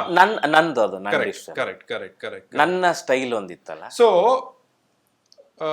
ನೀವು 3 ಜನ ಸೇರಿ ಸ್ಕ್ರೀನ್ ಪ್ಲೇ ಬರೆದ್ರ, ಅಥವಾ ಐ ಥಿಂಕ್ ಯು ಸೆಡ್ ಅವ್ರು ಸತ್ಯ ಅವ್ರು ಬರೆದ್ರು, ಅದನ್ನ ತಗೊಂಡು ರಘು ಅವರು ಒಂದು ಮಾಡಿದ್ರು, ಅದಾದ್ಮೇಲೆ ಅದಕ್ಕೆ ನೀವು ಒಂದು ಮಾಡಿದ್ರಿ. ಬದಲಾವಣೆ ತುಂಬಾ ಆಯ್ತಾ? ಇಲ್ಲ, ಅವ್ರ ಪರ್ಸ್ಪೆಕ್ಟಿವ್ ಅವ್ರು ಬರ್ದಿದ್ದು ಸರ್. ಎಲ್ಲರದ್ದು ಒಂದೊಂದು ಟ್ರೀಟ್ಮೆಂಟ್ ಇರುತ್ತೆ, ಅವ್ರದ್ದು ಸ್ಟೈಲ್ ಇರುತ್ತಲ್ಲ. ಅವ್ರ ಸ್ಟೈಲ್ಗಳು ತಗೊಂಡು ನನಗೆ ಹೆಂಗ್ ಬೇಕು ಅದನ್ನ ನನ್ನ ಅಡಾಪ್ಷನ್, ನನಗೆ ಹೆಂಗ್ ಇಷ್ಟ, ನನ್ನ ಇಷ್ಟಗಳಿಗೆ ತಕ್ಕಂತೆ ನಾನು ಚೇಂಜ್ ಮಾಡಿಕೊಂಡು, ಅವ್ರು ಬರೆದಿದ್ದು ಒಂದಷ್ಟು ಸೀನು ಬೇಕು ಅನಿಸುತ್ತೆ, ಒಂದಷ್ಟು ಬೇಡ ಅನಿಸುತ್ತೆ, ಎಲ್ಲವನ್ನು ಮಿಕ್ಸ್ ಮಾಡಿ ನಾವು ಸೀನ್ಗಳನ್ನು ಕ್ರಿಯೇಟ್ ಮಾಡಿ ಅದು. ಯಾಕಂದರೆ ಡೈರೆಕ್ಟ್ರ್ ಆದಾಗ ಸ್ಕ್ರೀನ್ ಪ್ಲೇ ಬರೀಬೇಕಾದ್ರೆ ಸರ್ ಏನಾಗುತ್ತೆ, ಪ್ರಾಕ್ಟಿಕಲ್ ಪ್ರಾಬ್ಲಮ್ ಅಂದರೆ, ಒಂದು ಸೀನ್ ಬರಿತೀವಿ, ಆ ಕಡೆಯಿಂದ ಅವ್ನು ನಡ್ಕೊಂಬಂದು ಇವ್ನು ಮಾತಾಡಿಸ್ಕೊಂಡು ಅವ್ನು ಬಂದು ಇವನು ಮಾತಾಡ್ದ, ಇವ್ನು ಮಾತಾಡಿದ್ಮೇಲೆ ಆ ಕಡೆ ಇರೋನು ಮಾತಾಡ್ದ, ಆಮೇಲೆ ಹಿಂದೆ ಇರೋನು ಮಾತಾಡ್ದ ಅಂತ ಸೀನ್ ಬರೆದ್ಬಿಟ್ಟಿರ್ತೀವಿ. ಡಿವೈಡ್ ಮಾಡ್ಬೇಕಾದ್ರೆ ಪ್ರಾಬ್ಲಮ್ ಏನಾಗುತ್ತೆ ಅಂದರೆ ಯಾರಾದ್ಮೇಲೆ ಯಾರು ಬರ್ತಾರೆ, ಇವನು ಯಾಕೆ ಇಲ್ಲೇ ಕೂತಿರ್ತಾನೆ, ಇದೆಲ್ಲ ಟೆಕ್ನಿಕಲಿ ಪ್ರಾಬ್ಲಮ್ ಬರುತ್ತೆ. ಆ ಪ್ರಾಬ್ಲಮ್ ಸಾಲ್ವ್ ಆಗಬೇಕು ಅಂದರೆ ಇವ್ರು ಏನು ಕೊಟ್ಟಿರ್ತಾರೋ ಅದನ್ನು ನನ್ನ ಶೈಲಿಗೆ ಇಳಿಸಿದ್ರೆ ಮಾತ್ರ ಟೆಕ್ನಿಕಲಿ ಸಾಲ್ವ್ ಆಗೋದು, ಇಲ್ಲ ಅಂತಂದ್ರೆ ಆಗಲ್ಲ. ಸರಿ, ಯಾರೋ ಬರ್ದಿದ್ದ ಸ್ಕ್ರಿಪ್ಟ್ನ ಹಂಗೆ ಶೂಟ್ ಮಾಡೋದು ತುಂಬ ಕಷ್ಟ. ಅವ್ರ ಇಮ್ಯಾಜಿನೇಷನ್ ಬೇರೆ ಥರ ಇರುತ್ತೆ, ಅವ್ರ ಶಾರ್ಟ್ ಡಿವಿಷನ್ ಬೇರೆ ಥರ ಇರುತ್ತೆ. ಅದನ್ನು ನಮ್ಮ ಸ್ಟೈಲಿಗೆ ಮಾಡಲೇಬೇಕು, ಇಲ್ಲಾಂದರೆ ಆಗಲ್ಲ, ಇಲ್ಲಾಂದರೆ ಡೈಜೆಷನ್ ಆಗಲ್ಲ. ಅವರೇನೋ ಡ್ರಾಮಾ ಥರ ತುಂಬ ದೊಡ್ಡ ದೊಡ್ಡ ವರ್ಡ್ ಏನೋ ಮಾತಾಡೋ ಥರ ಬರೆದಿರ್ತಾರೆ. ನಮಗೆ ಅದು ನನಗೆ ಈ ಥರದ್ದು ನಂಗೆ ಯಾಕೋ ಹೇಳ್ಸೋಕ್ಕೆ ಇಷ್ಟ ಇಲ್ಲ, ನಾನು ಈ ವೇಯಲ್ಲಿ ಡೈಲಾಗ್ ಹೇಳಿಸ್ಬೇಕಂತ. ಅವಾಗೆಲ್ಲ ಚೇಂಜ್ ಆಗೇ ಆಗುತ್ತೆ, ಮಾಡ್ಕೊಳ್ಳೇಬೇಕು, ಎಲ್ಲರದ್ದು ಹಾಗೇ ಆಗುತ್ತೆ. ಈಗ ತುಂಬ ಎಲ್ಲ ಮೇಕರ್ಸು ಹಂಗೆ ಮಾಡೋದು, ಒಂದು ಸ್ಕ್ರೀನ್ ಪ್ಲೇ ಒಂದು ಫಿಕ್ಸ್ ಆದಮೇಲೆ ಅವ್ರ ಸ್ಟೈಲಿಗೆ ಮಾಡೋದು. ಕೆಂಡಸಂಪಿಗೆನೂ ಅಷ್ಟೇ ಸರ್, ಸುರೇಂದ್ರನಾಥ್ ಅವ್ರ ಕಥೆನ ಸೂರ್ಯ ಸರ್ ಸ್ಟೈಲ್ಗೆ ಮಾಡಿದ್ದಾರೆ. Correct correct correct correct. ಇದರಲ್ಲೂ ಹಂಗಾಗಿದೆ. ಬಟ್ ಅದರಲ್ಲಿ ಯಾವುದೋ going back to what we sing, ಅದರಲ್ಲಿ ಆ ಕಥೆಯ ಜೀವವನ್ನ ಬಿಟ್ಕೊಳಕ್ಕಾಗಲ್ಲ ಅಲ್ವಾ? ಇಲ್ಲ. ಸೊ ಹಾಗೆ ನಾನು ಈ ಕಥೆಯ ಜೀವ ಏನು ಅಂತ ಕೇಳಿದ್ರೆ ಏನಂತ ಹೇಳ್ತೀರಿ? ಅದು ಸ್ಕ್ರೀನ್ ಪ್ಲೇ ಟ್ರೀಟ್ಮೆಂಟು ಬದಲಾಗಿರಬಹುದು, ಬಟ್ ಆ ಜೀವ ಅಲ್ಲಿ ಫಸ್ಟ್ ಸತ್ಯಪ್ರಕಾಶ್ ಅವ್ರು ಬರ್ದಿದ್ದ ಕಥೆಯಿಂದ ಚಿತ್ರದವರೆಗೂ ಅದೊಂದು ಜೀವ ಮಾತ್ರ ಉಳ್ಕೊಂಡಿದೆ ಅಂದ್ರೆ ಅದನ್ನ ಏನಾಗಿದೆ? ಅದೇ ಕೋರ್ ಪಾಯಿಂಟ್ ಸರ್, ಸಿನಿಮಾದ ಕೋರ್ ಪಾಯಿಂಟ್ ಏನಿದೆ ಅದನ್ನ ನಾವು ಅದನ್ನ ತೆಗೆದ್ರೆ ಸರ್, ನಾವು ಇಷ್ಟು ಸೀನ್ ಏನು ಮಾಡಿದೀವಲ್ಲ ಅದಷ್ಟು ವೇಸ್ಟ್ ಆಗುತ್ತೆ. ಆ ಕೋರ್ ಪಾಯಿಂಟ್ ಇಂದಾನೆ ಸರ್, ಅಂದ್ರೆ ಬೇರಿಂದಾನೆ ಒಂದು ಮರದ ಥರ ಸರ್ ಸ್ಕ್ರೀನ್ ಪ್ಲೇ. ಬೇರ್ ಏನಿರುತ್ತೆ ಕತೆ ಅನ್ನೋದು ಅದಕ್ಕೆ ಎಕ್ಸ್ಟೆಂಡ್ ಆಗುತ್ತೆ ಅಷ್ಟೇ. ಸರಿ ಸರಿ ಸರಿ ಸರಿ, ಫೇರ್ ಎನಫ್. ಅದನ್ನ ನಾವು ಬೇರನ್ನ ಏನು ಚೇಂಜ್ ಮಾಡೋಕ್ಕಾಗಲ್ಲ, ಅದು ಹಂಗಿದ್ರೇನೆ ಅದು ಮಜಾ ಕೊಡೋದು. ಸರಿ, ನನಗೆ ಒಂದು ಕಾನ್ಫಿಡೆನ್ಸ್ ಅನ್ನ ಕೊಡಿ. ನಾನು ಈ ಪ್ರಶ್ನೆಯಲ್ಲಿ ಪ್ರೇಕ್ಷಕರನ್ನ ಪ್ರತಿನಿಧಿಸ್ತಿದ್ದೀನಿ. ಈಗ ಟ್ರೇಲರ್ ಅಲ್ಲಿ ನೋಡಿದ ಹಾಗೆ ಗಡಿಯಿಂದ ಇವನು ಊರಿಗೆ ಬರ್ತಾನೆ, ಅದೊಂದು ಸ್ವಲ್ಪ ಕಾಮಿಕಲ್ ಆಗಿ ಹ್ಯೂಮರಸ್ ಆಗಿ ಇದ್ದ ಹಾಗಿದೆ ಅದೊಂದು ಇದು. ಬಿಕಾಸ್ ನಮ್ಮ ಈ ಸ್ಟವ್ ಬಾಂಡ್ಲಿ ಹಾಡೆಲ್ಲ ನೋಡಿ ಅಥವಾ ಆಲ್ ಆಫ್ ದಟ್ ಸ್ವಲ್ಪ ಒಂದು ಹ್ಯೂಮರಸ್ ಟ್ರೀಟ್ಮೆಂಟ್ ಇದೆ ಅಲ್ಲಿವರೆಗೂ. ಅಂಡ್ ಇಲ್ಲಿಗೆ ಬಂದಾಗ ಇವನಿಗೆ ಆಲ್ರೆಡಿ ಈ ಧನ್ಯ ಅವರ ಪಾತ್ರ ಜೊತೆ ರಿಲೇಶನ್ಶಿಪ್ ಇದೆ ಅಂತ ಆಲ್ರೆಡಿ ಗೊತ್ತು. ಸೊ ಅದೊಂದಾಗತ್ತೆ. ಕಾಲಾಪಥರ್ ಅಥವಾ ಇದು ವಿಗ್ರಹದ ಶಿಲೆದೊಂದು ಇದು ಬರುತ್ತೆ ಅಲ್ವಾ? ಆಮೇಲೆ ಟ್ರೇಲರ್ ಅಲ್ಲಿ ನೋಡಿದ್ರೆ ಅಲ್ಲೊಂದು ಸ್ವಲ್ಪ ಅದು ಏನಂತ ಹೇಳ್ಬೇಕು ಗೊತ್ತಿಲ್ಲ, ಒಂದು ಗುಹೆ ಇದ್ದಾಗಿದೆ, ಆಮೇಲೆ ಒಂದು ಸಮಾಧಿ, ಅದು ಒಂದು ಸ್ವಲ್ಪ ಮಣ್ಣನ್ನ ತೆಗೆದು ಆ ಕಡೆ ಇಟ್ಟ ಹಾಗೆಲ್ಲ ಇದೆ. ನನ್ನ ಭಯ, ಅದನ್ನ ನೀವು ನನಗೆ ಧೈರ್ಯವನ್ನು ತುಂಬಿಸಿ. ತುಂಬಾ ಟಚ್ ಮಾಡ್ತಿರೋ ಹಾಗಿದೆಯಲ್ಲ, ಒಂದಾಗಿ ಬಂದಿದ್ಯೋ ಇಲ್ವೋ? ಇಲ್ಲ ಸರ್, ಅದು ನಿಮ್ಮ ಟ್ರೈಲರ್ ನೋಡಿದಾಗ ಕತೆ ಗೊತ್ತಿಲ್ಲದೆ ಇರೋದ್ರಿಂದ ನಿಮ್ಗೆ ಬೇರೆ ಬೇರೆ ಪರ್ಸ್ಪೆಕ್ಟಿವ್ ಅಂತ ಅನಿಸುತ್ತೆ. ಸಿನಿಮಾ ಶುರುವಾದಾಗ ಒಂದೇ ಫ್ಲೋ ಅಲ್ಲಿ ಹೋಗುತ್ತೆ, ಕನ್ಫ್ಯೂಷನ್ ಏನೂ ಆಗಲ್ಲ. ಅದರಿಂದ ನಾವೇನೇನು ತೋರಿಸಿದ್ದೀವಲ್ಲ, ನಿಮ್ಮ ಕತೆ ಗೊತ್ತಿಲ್ಲದಿರೋದ್ರಿಂದ ಒಂದೊಂದು ಶಾರ್ಟ್ ಒಂದೊಂದು ಫ್ರೇಮ್ ನಿಮಗೆ ಆದಂಥ ಒಂದು ಕಲ್ಪನೆ ಬರುತ್ತೆ. ಬಟ್ ಓವರಾಲ್ ನೀವು ಸಿನಿಮಾ ನೋಡಾದ್ಮೇಲೆ ಈ ಟ್ರೈಲರ್ ನೋಡಿದ್ರೆ ಸಿನಿಮಾ ಏನಾಗಿದೆ ಅನ್ನೋದನ್ನ ಕರೆಕ್ಟಾಗಿ ಹೇಳಿದ್ದಾನೆ ಅಂತ ನಿಮ್ಗೆ ಅನ್ನಿಸ್ಬೋದು ಅಂತ ಅಂದ್ಕೊಂಡಿದ್ದೀನಿ. ನನಗೂ ಅದು ಐಡಿಯಾ ಇಲ್ಲ ಸರ್, ಬಟ್ ಆ ಸಿನಿಮಾದ ಅರ್ಧ ಕತೆ ಹೇಳ್ಬಿಟ್ಟಿದ್ದೀನಿ ಟ್ರೈಲರಲ್ಲಿ. ಸರಿ, ಅದು ನಮ್ಮ ಇಂಟೆನ್ಷನ್ನೇ ಇದ್ದಿದ್ದು ಏನಂದರೆ ಸಿನಿಮಾದ ಅರ್ಧ ಕತೆ ಟ್ರೈಲರ್ಲಿರಲಿ, ಇದು ಯಾವ ಇದರಲ್ಲಿ ಹೋಗುತ್ತೆ ಅನ್ನೋದು ನೀಟಾಗಿ ಅರ್ಥ ಆಗಲಿ ಅಂತಲೇ ಆ ಟ್ರೈಲರ್ ಕಟ್ ಮಾಡಿರೋದು. ಇರೋ ವಿಷಯನ ನೀಟಾಗಿ ಹೇಳ್ಬಿಟ್ಟು ಇದೇ ಥರ ವಿಷಯ ಇದರಲ್ಲಿ ಹಿಂಗೆ ನಡೆಯುತ್ತೆ, ಇದರಲ್ಲಿ ಹಿಂಗೆ ಆಗುತ್ತೆ, ಅದಕ್ಕೆ ಮೀರಿದ ಒಂದಷ್ಟು ವಿಷಯಗಳು ಸಿನಿಮಾದಲ್ಲಿದೆ. ಸರಿ ಸರಿ, ನಾನು ಇಷ್ಟನ್ನ ಹೇಳಿದ್ರೆ ಸರಿ ಇರತ್ತಾ? ನೀವು ಒಪ್ತೀರಾ ಅಲ್ವಾ ಹೇಳಿ. ಟ್ರೇಲರ್ನಲ್ಲಿ ಕಾಮಿಡಿಗೆ ಒತ್ತಿಲ್ಲ, ಸ್ವಲ್ಪ ಸೀರಿಯಸ್ ಆಗೇ ಇದೆ ಚಿತ್ರ. ಇಲ್ಲ, ಸಟೈರ್ ಕಾಮಿಡಿ ಇದೆ. ಸರಿ ಸರಿ, ಅಂದರೆ ಆ ಪರಿಸ್ಥಿತಿಗಳಲ್ಲಿ ಮಾತಾಡ್ತಾರಲ್ಲ ಸಟೈರ್ ಆಗಿ, ಒಂದು ಹಳ್ಳಿಲಿ ಯಾವಾಗಲೂ ಒಂದು ಸಟೈರ್ ಅದು ಇದರಲ್ಲಿದೆ. ಸರಿ ಸರಿ ಸರಿ, ಆ ಥರದ್ದು ಇದೆ. ಅದೂ ಎಷ್ಟು ಅರ್ಥ ಆಗುತ್ತೆ ಅಂತ ನನಗೆ ಗೊತ್ತಿಲ್ಲ, ಅದು ಜೋಕ್ ಅಂತ ಅನ್ಕೋತಾರೋ ಇಲ್ಲ ಸೀರಿಯಸ್ ನೋಟಲ್ಲಿ ತಗೋತಾರೋ ನನಗೆ ಗೊತ್ತಿಲ್ಲ ಅದು. ಬಟ್ ಒಂದು satire thing complete cinema through out ಇದೆ ಅವ್ರ ಬಿಹೇವಿಯರಲ್ಲಿ. ಸರಿ, ತುಂಬ ಪಾತ್ರಗಳ ಬಿಹೇವಿಯರಲ್ಲಿ. ಯಾಕಂದರೆ ನಾವು ಹಳ್ಳಿಲಿ ಗಮನಿಸಿದ್ದೀವಲ್ಲ ಸರ್, ಯಾರು ಎದುರುಗಡೆ ಜಗಳ ಆಡಲ್ಲ, ಸೈಡಲ್ಲಿ ಒಂದು ಕೌಂಟ್ರ್ ಹೇಳ್ಬಿಟ್ಟು ಹೋಗ್ತಾ ಇರ್ತಾರೆ ಯಾವಾಗಲೂ, ಅದೊಂದು ರೇಕ್ಸೋ ಥರ, ಆ ಥರದ್ದು ತುಂಬ ಇದೆ ಇದರಲ್ಲಿ. Correct correct. But I think ನಿಮ್ಮ ಪರವಾಗಿ ನಾನು ಮತ್ತೆ ಆಡಿಯನ್ಸ್ಗೆ ಏನು ಹೇಳ್ತಾ ಇದ್ದೀನಿ ಅಂದರೆ, ಒಬ್ಬ ಸೈನಿಕ ಬಟ್ ಅವನ ಪರ್ಸನಲ್ ಲೈಫಲ್ಲಿ ಏನೇನು ನಡೆಯುತ್ತೆ ಅನ್ನೋದನ್ನ ಅಷ್ಟೇ ನಾವು ಕಲ್ಪನೆಯಲ್ಲಿ ಇಟ್ಕೊಂಡು ಬರ್ಬೋದು. ಅಷ್ಟೇ ಸರ್, ಅಲ್ವಾ? ಸೈನಿಕನ ಪರ್ಸನಲ್ ಲೈಫಿನ ಕಥೆ ಅಷ್ಟೇ. ಬಟ್ ಇದರಲ್ಲಿ ಅವನು ಸೈನಿಕನಾಗಿರೋದು ಮುಖ್ಯವಾಗತ್ತಾ, ಅಥವಾ ಅವನು ರೈತನಾಗಿದ್ರೆ ಕತೆ ಬೇರೆ ಆಗಿರೋದಾ? ಸ್ವಲ್ಪ ಚೇಂಜ್ ಆಗಿರೋದೇನೋ, ಬಟ್ ಸೈನಿಕ ಆಗಿರೋದ್ರಿಂದಾನೇ ಈ ಕತೆಗೆ ಸ್ಟ್ರಾಂಗ್ ಆಗುತ್ತೆ. ಬೇರೆ ಯಾವುದೋ ಕೆಲಸನೂ ಕೊಡ್ಬೋದಾಗಿತ್ತು, ಸೈನಿಕ ಆಗಿರೋದ್ರಿಂದ ಆ ಕತೆಗೊಂದು ಸ್ಟ್ರಾಂಗ್ ಆಗುತ್ತೆ ಆ ಕ್ಯಾರೆಕ್ಟರ್. ಸರಿ ಸರಿ ಸರಿ. ಧನ್ಯಾ ರಾಮ್ಕುಮಾರ್ ಅವರು ಅವರ ಆಯ್ಕೆ ಅವ್ರ ಆಯ್ಕೆ ಏನಂದ್ರೆ ಇದರಲ್ಲಿ ಧನ್ಯ ಅವ್ರದ್ದು ನಿನ್ನ ಸನಿಹಕ್ಕೆ ಸಿನಿಮಾ ನೋಡಿದ್ದೆ ನಾನು. ಅದು ನೋಡಾದ್ಮೇಲೆ ಅವ್ರದ್ದು ಐಬಾಲ್ ತುಂಬ ಚೆನ್ನಾಗಿ, ಕಣ್ಣುಗಳು ತುಂಬ ಚೆನ್ನಾಗಿ.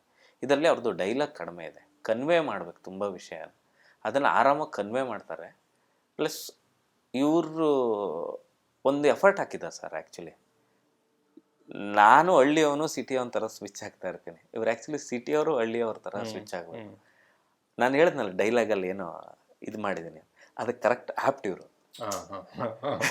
ಸಿಟಿಯಿಂದ ಮಾತಾಡ್ತಾ ಇದ್ದಂಗೆ ಹಳ್ಳಿಗೆ ಹೋಗ್ತಾರೆ, ಹಳ್ಳಿಯಿಂದನೇ ಸಿಟಿಗೆ ಬರ್ತಾರೆ, ಅದಕ್ಕೆ ತುಂಬ ಆ್ಯಪ್ಟ್ ಆಗಿದ್ರು. ಆಮೇಲೆ ಈ ಸಿನಿಮಾದಲ್ಲಿ ತುಂಬ ಪರ್ಫಾರ್ಮೆನ್ಸ್ ಓರಿಯೆಂಟೆಡ್ ಕ್ಯಾರೆಕ್ಟರ್ ಇವರು.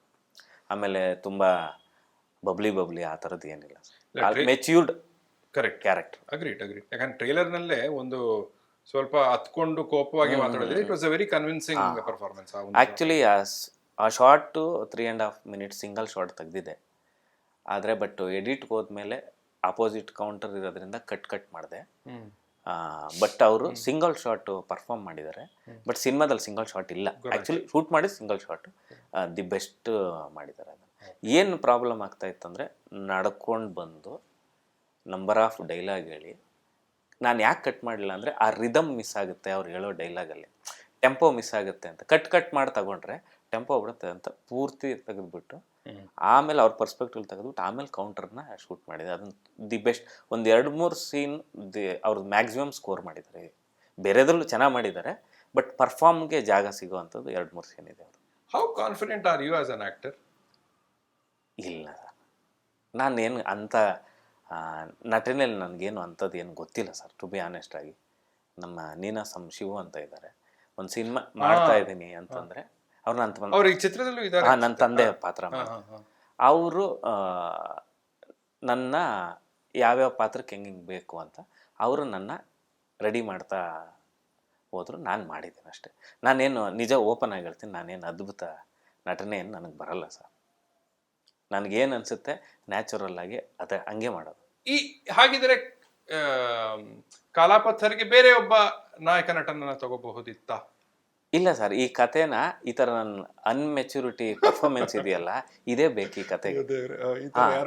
ಹ್ಞೂ ಸರ್, ನಾನು I am not a perfect. ಸತ್ಯವಾಗಿ ಹೇಳ್ತಿದ್ದೀರಾ? ಹೌದು, ಅದನ್ನ ತಗೊಳ್ತೀನಿ. ಅಲ್ಲ, ಅದು ನೋಡಿದ್ಮೇಲೆ ಗೊತ್ತಾಗುತ್ತೆ ಸರ್ ಸಿನಿಮಾದಲ್ಲಿ. ಈಗ ನಾನು ಸುಮ್ಮನೆ ಸುಳ್ಳು ಹೇಳಿ ಹಂಗೆ ಹಿಂಗೆ ಅಂದರೆ ನೋಡಿದ್ಮೇಲೆ ಹೇಳ್ತಾರಲ್ಲ ಸರ್, ಅದಕ್ಕೆ I am not a perfect actor. But you are a more confident director ಅಂತ ಹೇಳ್ಬೋದಾ ದೆನ್ ಆಕ್ಟರ್? ಅದರಲ್ಲೂ ಕಾನ್ಫಿಡೆಂಟ್ ಇದೆ ಅಂದರೆ ನಾನು ಪಕ್ಕ ಅದನ್ನು ನನಗೆ ಗೊತ್ತಿಲ್ಲ ಸರ್. ಆದರೆ ನಟನೆಗಿಂತ ಅದರಲ್ಲಿ ಸ್ವಲ್ಪ ಭಯ ಕಡಿಮೆ ಇದೆ ಅಷ್ಟೆ. ಸರಿ, ಏನಾದರೂ ಮಾಡಿ ನಾನು ಅದನ್ನು ಸರಿ ಮಾಡಬಲ್ಲೆ ಅಂತ ಅನ್ನೋಷ್ಟು ಕಾನ್ಫಿಡೆಂಟ್ ಇದೆ. ಬಟ್ ನಟನೆಯಲ್ಲಿ ಹೋಗ್ತಾ ಹೋಗ್ತಾ ಅದನ್ನು ಕಲಿತಾ ಇದ್ದೀನಿ ಸರ್. ಹೋಗ್ತಾ ಅದು ಅರ್ಥ ಆಗ್ತಾ ಹೋಗುತ್ತೆ. ಈ ಸಿನಿಮಾ ಮಾಡಿದ್ಮೇಲೆ ನನಗೊಂದು ಪಲ್ಸ್ ಸಿಕ್ಕಿದೆ, ಒಂದು ರಿದಮ್ ಸಿಕ್ಕಿದೆ. ಹಂಗೆ ಹೋಗ್ತಾ ಇಂಪ್ರೂವ್ ಆಗುತ್ತೆ ಅಂದ್ಕೊಂಡಿದ್ದೀನಿ. ಒಂದರಲ್ಲೇ ಎಲ್ಲದನ್ನೂ ಮಾಡೋಕ್ಕೆ ಆಗಲ್ಲ ಸರ್. ಯಾಕಂದರೆ ಸರ್, ಒಬ್ಬ ನಟ ಆಗಬೇಕು ಅಂದರೆ ತುಂಬ ವರ್ಷದಿಂದ ಪ್ರಾಕ್ಟೀಸ್ ಬೇಕು ಸರ್. ಟಕ್ಕಂತ ಆಗೋಕ್ಕಾಗಲ್ಲ ಸರ್, ಅದಕ್ಕೊಂದು ಬೇರೆಯೇ ಎಫರ್ಟ್ ಬೇಕು ಸರ್. ನಾನು ಡೈರೆಕ್ಟರ್ ಆಗೋಕ್ಕೆ 15 ವರ್ಷ ಆಗಿದೆ ಸರ್ ಸಿನಿಮಾಗೆ ಬಂದು. ನಾನು ಸಡನ್ನಾಗಿ ಮಾಡಿಬಿಡಿ ಎಲ್ಲ ಅಂತಂದು ಅದಕ್ಕೆ ಆಗಲ್ಲ ಸರ್, ತುಂಬ ಎಫರ್ಟ್ ಹಾಕಬೇಕು. ನೀವೊಂದು ಆಫ್ ಕ್ಯಾಮ್ರಾ ಹೇಳಿದ್ರಿ, ಅದು ಎಲ್ಲರೂ ಒಪ್ಪುವಂತೆ. ಒಂದು ಸಿನಿಮಾ ನಾವು ಅನ್ಕೊಂಡ ಹಾಗೆ ತೆಗೆದುಬಿಡೋಕೆ ಆಗಲ್ಲ ಸರ್. ಒಂದೊಂದ್ಸರಿ ನಾವು ಅಂದ್ಕೊಳ್ಳೋದಕ್ಕಿಂತ ಚೆನ್ನಾಗಿ ಬಂದ್ಬಿಟ್ಟಿರುತ್ತೆ, ಒಂದಷ್ಟು ನಾವು ಅಂದ್ಕೊಂಡಂಗೆ ಹಾಗೇ ಇರಲ್ಲ. ಬಟ್ ಸರ್, ಅದು ಏನಂದರೆ ಸರ್, ಒಂದು ಕ್ರಿಯೇಷನ್, ಒಂದು ಮ್ಯಾಜಿಕ್ ಸರ್. ಆ್ಯಕ್ಚುಲಿ ಒಂದೊಂದು ಸೀನ್ ತೆಗಿಯೋದು ಒಂದೊಂದು ಕತೆ ಇರುತ್ತೆ ಸರ್. ಒಂದೊಂದು ಸೀನಲ್ಲಿ ತೆಗಿಬೇಕಾದ್ರೆ ಅಲ್ಲಿ ಎವ್ರಿ ಟೈಮ್ ಒಂದು ಜನನ ಆದಂಗೆ ಅನ್ನಿಸ್ತಾ ಇರುತ್ತೆ ಒಂದೊಂದು ಸೀನ್ ತೆಗಿಬೇಕಾದ್ರೆ. ಅದೊಂದು ಮ್ಯಾಜಿಕ್ಕೇ ಸರ್. ಸಿನಿಮಾದಲ್ಲಿ ಒಂದೊಂದು ಸೀನ್ ತೆಗೆಯೋದು ಒಂದೊಂದು ಮ್ಯಾಜಿಕ್ ಆ್ಯಕ್ಚುಲಿ. ಎಷ್ಟೋ ಸತಿ ಸೀನ್ ತೆಗೆದು ಇನ್ನೇನು ಮುಗಿಬೇಕಾದ್ರೆ ಲಾಸ್ಟ್ ಶಾಟ್ ಒಂದೇ ಒಂದು ಶಾಟ್ ಬೇಕು ಅಂತ ಏನಕ್ಕೋ ಒಂದು ತೊಗೊಂಡಿರ್ತೀವಿ, ಕೈದು ಹಿಂಗೆ ಇಟ್ಟಿರೋದು, ಅದು ತುಂಬ ಯೂಸ್ ಆಗಿರುತ್ತೆ. ನಮಗೆ ಗೊತ್ತಿಲ್ಲದೆ ಅನ್ಕಾನ್ಷಿಯಸ್ ಆಗಿ ನಮಗೆ ಬಂದು ಅದೊಂದು ಶಾಟ್ ಬೇಕು ಅಂತ ಅದು ಯಾವ ಪೇಪರ್ಲಿ ಇರಲ್ಲ, ಎಲ್ಲಿರಲ್ಲ, ಆ ಜಾಗಕ್ಕೆ ಹೋದ್ಮೇಲೆ ಅದೇ ಹೇಳ್ಕೊಡುತ್ತೆ, ಇದೇನೋ ಒಂದು ತಗೊಳ್ಳೋ ಏನೇನೋ ಅಂತ. ಅದೆಲ್ಲ ತುಂಬ ಆಗಿದೆ. ಯಾವುದು ಪ್ಲ್ಯಾನ್ ಇದ್ದೂ ನಮ್ಮ ಪ್ಲ್ಯಾನ್ ನಡೆಯೋ ಮಧ್ಯದಲ್ಲೂ ಇನ್ನೊಂದು ಎಕ್ಸ್ಟ್ರಾ ಇದು ಒಂದು ತಗೋಗುರುವೆ ಅಂತ ಅನ್ಕಾನ್ಷಿಯಸ್ ಆಗಿ ನಮಗೆ ಒಳದಿರುತ್ತೆ, ಅದು ತಗೊಂಡಿರ್ತೀವಿ. ಅದೇ ಮ್ಯಾಜಿಕ್ ಆಗುತ್ತೆ ಸರ್. ನೀವೆಲ್ಲವನ್ನು ಚೆನ್ನಾಗಿ ಅನಲೈಸ್ ಮಾಡಿ ಅದನ್ನ ಹೇಳ್ತೀರಿ, ಹಾಗಾಗಿ ಇದನ್ನು ಕೇಳ್ತಾ ಇದ್ದೀನಿ. ಈ ಡೈರೆಕ್ಟರ್ಸ್ ಐ ಅಂತ ಒಂದು ಹೇಳ್ತಾರೆ. ಆ, ನನಗಂತೂ ಐ ಇಲ್ವೇ ಇಲ್ಲ ಅಂತ ನಾನು ಅನ್ಕೊಂಡ್ಬಿಟ್ಟಿದ್ದೆ. ಯಾಕೆ ಅಂದ್ರೆ ಇದನ್ನ ಮುಂಚೆ ಯಾರೋ ಇನ್ನೊಂದು ಸಂದರ್ಶನದಲ್ಲಿ ಯಾರೋ ಕೇಳಿದೆ, ಕೆಲವ್ರು ಹೇಳ್ತಾರೆ ಇಲ್ಲ ಈ ಮುಖ ಸ್ಕ್ರೀನ್ ಮೇಲೆ ಚೆನ್ನಾಗಿ ಕಾಣುತ್ತೆ ಅಂತ. ಅದ್ ಹೆಂಗ್, ಈಗ ನೀವು ಹೇಳಿದ್ರಿ ಅವರು ಧನ್ಯ ಅವರ ಕಣ್ಣು ಚೆನ್ನಾಗಿದೆ ಅಂತ. ಅದೇನ್, what is the directors I? ಆ ಕಣ್ಣಲ್ಲಿ ಏನ್ ಗೊತ್ತಾಗತ್ತೆ ಅಂತ ಅಂದ್ರೆ, ನಾರ್ಮಲ್ ನೇಕೆಡ್ ಐ ಬೇರೆ, ಕ್ಯಾಮ್ರಾದಲ್ಲಿ ಹೇಗ್ ಕಾಣತ್ತೆ ಅನ್ನೋ ಒಂದು ವಿಷಯ ಇರುತ್ತಲ್ಲ, ಅದ್ರ ಬಗ್ಗೆ ನಂಗೆ ಏನಾದ್ರು ಹೇಳಿ. ಅದು ಹೆಂಗಂದ್ರೆ ಸರ್, ನೀವು ಅವ್ರು ನೋಡಿದ ತಕ್ಷಣ ನಿಮ್ದೊಂದು ಕತೆ ಇರುತ್ತೆ ಆಲ್ರೆಡಿ ನಿಮ್ಮ ತಲೆ ಒಳಗಡೆ. ಆ ಕತೆ ಒಂದು ಯಾರನ್ನೋ ಹುಡುಕ್ತಾ ಇರುತ್ತೆ, ಅದು ಅವಾಗ ಕರೆಕ್ಟಾಗಿ ಮ್ಯಾಚ್ ಆಗುತ್ತೆ ಅಷ್ಟೇ. ಸರಿ. ಈಗ ನಾವು ಯಾವುದೋ ಒಂದು ಹುಡುಗಿನ ನೋಡಿಲ್ಲ, ಬಟ್ ನೋಡಿದ ತಕ್ಷಣ ಇಷ್ಟ ಆಗುತ್ತಲ್ಲ ಸರ್. ಅದು ಏನಕ್ಕೆ ಇಷ್ಟ ಆಗುತ್ತೆ ಅಂದರೆ, ನೋಡಿದ ತಕ್ಷಣ ನಮಗೆ ಗೊತ್ತಿಲ್ಲದೆ, ಎದುರುಗಡೆಯವ್ರಿಗೂ ಗೊತ್ತಿಲ್ಲದೆ ಆ ಕ್ವಾಲಿಟೀಸು ನಮಗೆ ಕಾಣುತ್ತದು. ಅವ್ರು ನಡ್ಕೊಬರೋದು ಅದು ಅನ್ಕಾನ್ಷಿಯಸ್ ಆಗಿ ನಮ್ಮ ತಲೆ ಒಳಗಡೆ ಇರುತ್ತದು. ಅದರಿಂದನೇ ಈ ಪಾತ್ರಕ್ಕೆ ಇವ್ರು ಸರಿ, ಈ ಪಾತ್ರಕ್ಕೆ ಇವ್ರು ಸರಿ, ಇವ್ರು ಮಾಡಿದ್ರೆ ಕರೆಕ್ಟಾಗಿರುತ್ತೆ ಅನ್ನೋದು ಅನ್ಕಾನ್ಷಿಯಸ್ ಆಗಿ ಅದೊಂದು ಐಡಿಯಾ ಸರ್ ಅಷ್ಟೇ. ಆಮೇಲೆ ನಾವು ಯಾರ ಹತ್ರ ಕೆಲಸ ಮಾಡಿರ್ತೀವಿ, ಅವ್ರ ಪಾತ್ರಗಳನ್ನು ಹೇಗೆ ಚೂಸ್ ಮಾಡ್ತಾರೆ, ಯಾವ ರೀತಿ ಪಾತ್ರನ ಯಾರು ಮಾಡಿದ್ರೆ ಕರೆಕ್ಟ್ ಅಂತ ಅವ್ರು ಚೂಸ್ ಮಾಡೋದ್ರ ಮೇಲೂ ಅದು ನಮ್ಮ ಗುರುಗಳ ವರನೂ ಇರುತ್ತೆ. ಅದ್ರಲ್ಲಿ ಒಂದಾದ್ರು ಟ್ರಿಕ್ ಹೇಳಿ ನಮ್ಗೆ, ಯಾವ ರೀತಿಯ ಪಾತ್ರದಲ್ಲಿ ಯಾರು ಮಾಡಿದ್ರೆ ಸರಿ ಇರುತ್ತೆ ಅನ್ನೋದ್ರಲ್ಲಿ ಏನೋ ಒಂದು ನಮ್ಗೆ ಟ್ರಿಕ್ ಹೇಳಿ ಸರ್. ಇವಾಗ ನೋಡಿ, ಒಂದು ಸರ್ಟನ್ ಟೈಮಲ್ಲಿ ಮುಖ ವಿಕಾರವಾಗಿ ದಪ್ಪಕ್ಕೆ ಬೂಡೆ ಮಾಡಿಸ್ಕೊಂಡು ರೆಡ್ ಗಾಗಲ್ ಹಾಕೊಂಡ್ರೆ ರೌಡಿ ಅಂತ ಇದ್ರು. ಬರ್ತಾ ಬರ್ತಾ ಏನಾದ್ರು ಅರವಿಂದ್ ಸ್ವಾಮಿನೂ ಒಂದು ಗ್ಯಾಂಗ್ಸ್ಟರ್, ಅದು ಪರ್ಸ್ಪೆಕ್ಟಿವ್ ಚೇಂಜ್ ಆಗ್ತಾ ಇರುತ್ತೆ ಸರ್ ಒಂದೊಂದು ಜನ್ರೇಷನಲ್ಲಿ. ಆವಾಗ ಆ ಜನ್ರೇಷನ್ನು ಯಾವ ರೀತಿ ಆಡಿಯನ್ಸು ಎಂಥ ಪಾತ್ರನ ಯಾವ ಸ್ಟೈಲಲ್ಲಿ ನೋಡ್ತಾರೆ ಅನ್ನೋದು ಮ್ಯಾಟ್ರ್ ಆಗುತ್ತೆ. ಇವಾಗಿನ ಸಿನಿಮಾ ಇದರಲ್ಲಿ ಹೀರೋಗಿಂತ ವಿಲನ್ ತುಂಬ ಸ್ಟೈಲಿಶ್ ಆಗಿ ಕಾಣ್ತಾರೆ. ಅದು ಇವಾಗ ನಡೀತಾ ಇದೆ, ಅದು ವಾಪಸ್ಸು ಚೇಂಜ್ ಆಗುತ್ತೆ ಸರ್. ಹಳೇ ಸಿನಿಮಾದಲ್ಲಿ ಕೀರ್ತಿರಾಜ್ ಅಂತ ಅವರು ಟೈಗರ್, ಅವ್ರ ಕಾಸ್ಟ್ಯೂಮ್ ಡಿಸೈನ್ ನೀವು ನೋಡಿದ್ರೆ ಹೀರೋನು ಹಾಕಲ್ಲ ಸರ್, ಹಂಗಿರ್ತಾ ಇತ್ತು. ಏನೇನೋ ಮಾಡ್ತಾ ಇದ್ರು, ಅದು ಇವಾಗ ರಿಪೀಟ್ ಆಗಿದೆ ಅಷ್ಟೇ, ಎಲ್ಲ ರಿಪೀಟೇ ಸರ್. ಇಲ್ಲಿ ಯಾವುದು ಉದ್ಭವ ಅಂತ ಯಾರೋ ಒಬ್ರು ಮಾಡಿರ್ತಾರೆ, ಆ ಥರದ್ದು ತುಂಬ ಆಗುತ್ತೆ ಸರ್. ಆ ಕಾಲಘಟ್ಟದಲ್ಲಿ ಯಾವ ರೀತಿ ಪಾತ್ರನ, ಯಾಕಂದ್ರೆ ಸರ್ ತುಂಬ ಇನ್ನೋಸೆಂಟ್ ಫೇಸ್ ಇರೋನು ಕೊಲೆ ಮಾಡೋವನೆ ಅಂತ ಪೇಪರ್ ನೋಡಿರ್ತಾರೆ ಸರ್. ಅವಾಗ ಏನು ಮಾಡಿ, ತುಂಬ ಇನ್ನೋಸೆಂಟ್ ಆಗಿರೋನ್ನ ವಿಲನ್ ಮಾಡಿದ್ರೆ ಹೆಂಗಿರುತ್ತೆ, ಸುಂದರವಾಗಿರೋನ್ ಕೊಲೆ ಮಾಡಬಾರ್ದು ಅಂತ ಯಾರು ಹೇಳಿದ್ದು? ಅವನಿಗೂ ಕೆಟ್ಟ ಮನ್ಸು ಇರ್ಬೋದಲ್ಲ ಅಂತ ಈ ಥರದ್ದೆಲ್ಲ ಅನಾಲಿಸಿಸ್ ಮಾಡಿನೇ ಎಲ್ಲರೂ ಚೂಸ್ ಮಾಡ್ತಾ ಹೋಗ್ತಾರೆ ಸರ್. ಅದೇ ಕೆಲಸ ಮಾಡೋರು. ಅದರಿಂದ ಆ ಕಾಲಘಟ್ಟದಲ್ಲಿ ಎಲ್ಲ ಚೇಂಜ್ ಆಗ್ತಾ ಹೋಗುತ್ತೆ ಅಷ್ಟೇ. ಈಗ ಇದಕ್ಕೆ ಗೀತಾ ಶಿವರಾಜ್ ಕುಮಾರ್ ಅವರು ಅದು ಅಸೋಸಿಯೇಷನ್ ಹೇಗಾಯ್ತು? ನಾನು ಹಿಂಗೆ ಸಿನಿಮಾ ಮಾಡ್ತೀನಿ ಅಂತ ಹೇಳಿ ಧನ್ಯವ್ರು ಮಾಡ್ತಾರೆ ಅಂತ ಹೇಳಿದಾಗ ಶಿವಣ್ಣ ಅವರು ಸೂರಿ ಸರ್ಗೆ ಫೋನ್ ಮಾಡಿ, ನಾನು ಗೊತ್ತಿದ್ರು ನಾನು ಓಕೆನಾ ಮಾಡ್ಬೋದಾ ಈ ಪ್ರಾಜೆಕ್ಟು ಅಂತ ಹೇಳಿ, ಆಮೇಲೆ ನಾನು ಫಸ್ಟ್ ಶೆಡ್ಯೂಲ್ ಮುಗಿಸಿ ಈ ಫೋಟೋಸ್ ಎಲ್ಲ ತೊಗೊಂಡೋಗಿ ಶಿವಣ್ಣ ಅವ್ರಿಗೆ ತೋರಿಸಿ, ಪ್ರೆಸೆಂಟ್ಸು ನಿಮ್ಮ ಹೆಸರು ಹಾಕೋತೀನಿ ನಾನು ಅಂತ ಹೇಳಿದಾಗ ಶಿವಣ್ಣವ್ರು ಹಾಕೊಳ್ಳಮ್ಮ ಅಂತ ಹೇಳಿದ್ರು. ಅವಾಗಿಂದ ಹಾಕ್ಕೊಂಡಿದ್ದೆ. ಗಾಡ್. ಸರಿ ಸರಿ ಸರಿ. ಸೊ ಕೊನೆಯ ಪ್ರಶ್ನೆ, ನಿಮ್ಮ ಅನಾಲಿಟಿಕಲ್ ಬ್ರೈನಲ್ಲೇ ಅಂತ, ಕನ್ನಡದಲ್ಲಿ ಒಂದು ಹೇಳಕ್ ಕಷ್ಟ ನನಗೆ ಗೊತ್ತು, ನಿಮಗೆ ಆಲ್ ಟೈಮ್ ಫೇವ್ರೇಟ್ ಆದ 3 ಚಿತ್ರಗಳು? ಬಂಗಾರದ ಮನುಷ್ಯ, ಎಡಕಲ್ ಗುಡ್ಡದ ಮೇಲೆ, ತರ್ಕ. ಯಾಕೆ ಈ 3 ಚಿತ್ರಗಳು? ಅಂದರೆ ಅದು ಏನಂದರೆ ಮೂರೂ ಬೇರೆ ಬೇರೆ ಪರ್ಸ್ಪೆಕ್ಟಿವ್ ಸಿನಿಮಾಗಳು ಸರ್. ಅದನ್ನು ಕನ್ವೆ ಮಾಡೋದು ತುಂಬ ಕಷ್ಟ. ನೋಡಿ, ಬಂಗಾರದ ಮನುಷ್ಯ ನೋಡಿ ಎಷ್ಟೋ ಜನ ಬದಲಾದರು, ತರ್ಕ ನೋಡಿ ಈ ಥರ ಸೈಕೋ ಇದನ್ನು ಅನ್ನೋದು ಗೊತ್ತಾಯಿತು. ಅಲ್ಲಿವರೆಗೂ ನಾವು ಯಾವುದೋ ಹಾಲಿವುಡ್ ಮೂವಿಲಿ ನೋಡ್ತಾ ಇದ್ವು. ಆವಾಗ ನಮಗೆ ಸಿಗ್ತಾ ಇದ್ದಿದ್ದೇನು, ಇವಿಲ್ ಡೆಡ್ ಬಿಟ್ರೆ ಜಾಕಿ ಚಾನು, ಇಲ್ಲಾಂದ್ರೆ ಬ್ರೂಸ್ಲಿ. ನಾವಿದ್ದು ಇದಕ್ಕೆ ಆ ಟೈಮಲ್ಲಿ ದೇವರಾಜ್ ಅವರು ಪರ್ಫಾರ್ಮೆನ್ಸ್ ನೋಡಿ ಸರ್, ನಮಗೆ ರಾತ್ರಿ ಹೊತ್ತು ನಿದ್ರೆ ಬರ್ತಾ ಇರಲಿಲ್ಲ. ನಾವು ಥಿಯೇಟ್ರಲ್ಲಿ ನೋಡಿದ್ದಲ್ಲ, ಎಲ್ಲ VHS ಕ್ಯಾಸೆಟಲ್ಲಿ ನೋಡ್ತಾ ಇದ್ದಿದ್ದು. ನಾವೆಲ್ಲ ಆ ಸಿನಿಮಾನ ಹೆಂಗೆ ನೋಡಿದ್ದೀವಿ ಅಂದರೆ, ಈ ಊರಲ್ಲಿ ಹಳ್ಳಿಯವರೆಲ್ಲ ಕೂತ್ಕೊಂಡು ದುಡ್ಡು ಹಾಕಿ ಸಿಟಿಯಿಂದ TV ತಂದು VHS ಕ್ಯಾಸೆಟ್ ಹಾಕಿ ದೇವಸ್ಥಾನದ ಮುಂದೆ ಸಿನಿಮಾ ನೋಡ್ತಾ ಇದ್ವಿ ನಾವು. ಆ ಕಾಲದಿಂದ ನೋಡಿದಾಗ ಅಷ್ಟೂ ಜನಕ್ಕೆ ಇಂಪ್ಯಾಕ್ಟ್ ಆಗ್ತಾ ಇತ್ತಲ್ಲ ಸರ್. ಆ ಥರದ್ದು ಸ್ಕ್ರಿಪ್ಟ್ಗಳು ಏನೇನು ಬರ್ತಾ ಇತ್ತಲ್ಲ, ಎಡಕಲ್ಲು ಗುಡ್ಡದ ಮೇಲೆ ಆ ಸಿನಿಮಾನ ಕನ್ವೆ ಮಾಡಿರೋ ರೀತಿನೇ ತಲೆ ಕೆಟ್ಟೋಗ್ಬಿಡುತ್ತೆ ಸರ್. ಅವಾಗ ನಾವು ನೋಡ್ಬೇಕಾದ್ರೆ ಬೇರೆ ಬೇರೆ ಇದಕ್ಕೋಸ್ಕರ ನೋಡಿರ್ಬೋದು. ಇವಾಗ ನೋಡಿದ್ರೆ ಹೆಂಗ್ ಕನ್ವೆ ಮಾಡಿದ್ರು ಇದನ್ನ. ಶರಪಂಜರ ಆಗಲಿ, ಪುಟ್ಟಣ್ಣ ಅವ್ರ ಸಿನಿಮಾ ಇದೆಯಲ್ಲ ಸರ್, ಹೆಂಗ್ ಮಾಡಿದ್ರು ಅಂತಾನೆ ಗೊತ್ತಾಗಲ್ಲ ಸರ್. ಅದು ಹೆಂಗ್ ಕನ್ವೆ ಮಾಡಿದ್ರು, ಹೆಂಗ್ ಪರ್ಫಾರ್ಮ್ ಮಾಡಿಸಿದ್ರು, ಹೆಂಗ್ ಶಾರ್ಟ್ ಡಿವೈಡ್ ಮಾಡಿದ್ರು ಸರ್. ಪುಟ್ಟಣ್ಣ ಅವ್ರದ್ದು ಪಡ್ವಾರಳ್ಳಿ ಪಾಂಡವರು ಸಿನಿಮಾನ ಉದಯ ಮೂವೀಸಲ್ಲಿ ನೋಡಿದ್ದು ಸರ್. ಆ ಸಿನಿಮಾ ನೋಡಿ ನಾನು ಅವಾಗ ತುಂಬ ಚಿಕ್ಕ ಹುಡುಗ. ಉದಯ ಮೂವೀಸ್ ಸರ್, ಆ ಸಿನಿಮಾ VHS ಕ್ಯಾಸೆಟ್ ಸಿಗ್ತಾ ಇಲ್ಲ ಆ ಟೈಮಲ್ಲಿ. ಉಷೆ ಅಂತ ಇತ್ತು ಉದಯ ಮೂವೀಸ್ಗಿಂತ ಮುಂಚೆ. ಅದ್ರಲ್ಲಿ ನೋಡ್ಬಿಟ್ಟೆ ಹುಡುಗರ ಜೊತೆ. ಅದೊಂಥರ ತಲೆ ಕೆಟ್ಟೋಯ್ತು ಸರ್. ಅಂಬರೀಷ್ ಅವ್ರ ಕ್ಯಾರೆಕ್ಟರ್ ಆಗಲಿ, ಆ ಸಿನಿಮಾ ನೋಡಿ ಅದ್ರಲ್ಲಿ ಒಂದು ಶಾರ್ಟ್ ಇದೆ. ಈ ಛತ್ರಿ ಹಿಡ್ಕೊಂಡು ಆರತಿ ಅವ್ರು ನಡ್ಕೊ ಬರ್ಬೇಕಾದ್ರೆ ಇಬ್ರು ಪಾಪ ಅವರು ತುಂಬ ತೊಂದರೆ ಕೊಡ್ತಾರೆ. ಅವ್ರ ಹೆಸರು ಮರ್ತೋಗಿದೆ. ಅವ್ರು ಬಂದು ಒಂದು ಇಡೀ ಸಿನಿಮಾದ ಲಾಜಿಕ್ನ ಅಲ್ಲೊಂದು ಸೀನ್ ಕನ್ವೆ ಮಾಡ್ತಾರೆ. ಅದು ಎಕ್ಸಾಕ್ಟಾಗಿ ನಾನು ಮರ್ತೋಗಿದೆ. ಆ ಕನ್ವೆ ಮಾಡಿರೋ ರೀತಿ ಇದೆಯಲ್ಲ ಸರ್, ಅದು ಎಕ್ಸ್ಟ್ರಾರ್ಡಿನರಿ. ಆಮೇಲೆ ರಾಮಕೃಷ್ಣ ಅವ್ರದ್ದೊಂದು ರೆಬಲ್ ಕ್ಯಾರೆಕ್ಟರ್ ಇದೆ ಹಳ್ಳಿಲಿ. ಅದೆಲ್ಲ ನಮ್ಗೊಂದು ಜೋಶ್ ತಂದಿದ್ದು ಸರ್ ಆ ಸಿನಿಮಾಗಳಲ್ಲಿ. ಈಗಲೂ ಆ ಥರ ಸ್ಕ್ರಿಪ್ಟು ಮಾಡೋಕ್ಕಾಗಲ್ಲ, ಆ ಥರ ಸಿನಿಮಾನೂ ಮಾಡೋಕ್ಕಾಗಲ್ಲ ಸರ್. ಆನೆಸ್ಟಾಗಿ ಹೇಳ್ತೀನಿ. ಸಿದ್ಧಲಿಂಗಯ್ಯ ಅವರು ಸರ್, ಅವರು ಮಾಡಿರೋ ಸಿನಿಮಾಗಳಿದೆಯಲ್ಲ ಸರ್, ಅವರು ವಿಜಯ ರೆಡ್ಡಿ ಅವರು ಸರ್, ಆ ಥರ ನಾವು ಊಹೆ ಮಾಡೋಕ್ಕೂ. ದೊರೆ ಭಗವಾನ್ ಅವರು ಸರ್, ನಾನು ಎಲ್ಲರ ಸಿನಿಮಾ ನೋಡಿದ್ದೀನಿ ಸರ್. ಏನಕ್ಕಂದರೆ ನಮ್ಮ ತಂದೆ ಅಣ್ಣವ್ರು ದೊಡ್ಡ ಫ್ಯಾನ್. ನಮ್ಮ ಮನೇಲಿ ಯಾವಾಗಲೂ VHS ಇದ್ದಾಗ VHS, CD ಬಂದಾಗ CD-ಲಿ. ಇವಾಗಲೂ ಕೆರಳಿದ ಸಿಂಹ CD ಹಂಗೆ ಇದೆ ನಮ್ಮ ಮನೇಲಿ. ಈ ಹಳೆ ಕ್ಯಾಸೆಟ್ ಇತ್ತಲ್ಲ ಎಲ್ಲವೂ ಹಂಗೆ ಇದೆ.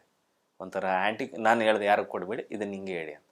ಅದನ್ನು ನೋಡಿ ಅದನ್ನ ನೋಡಿ ಸರ್,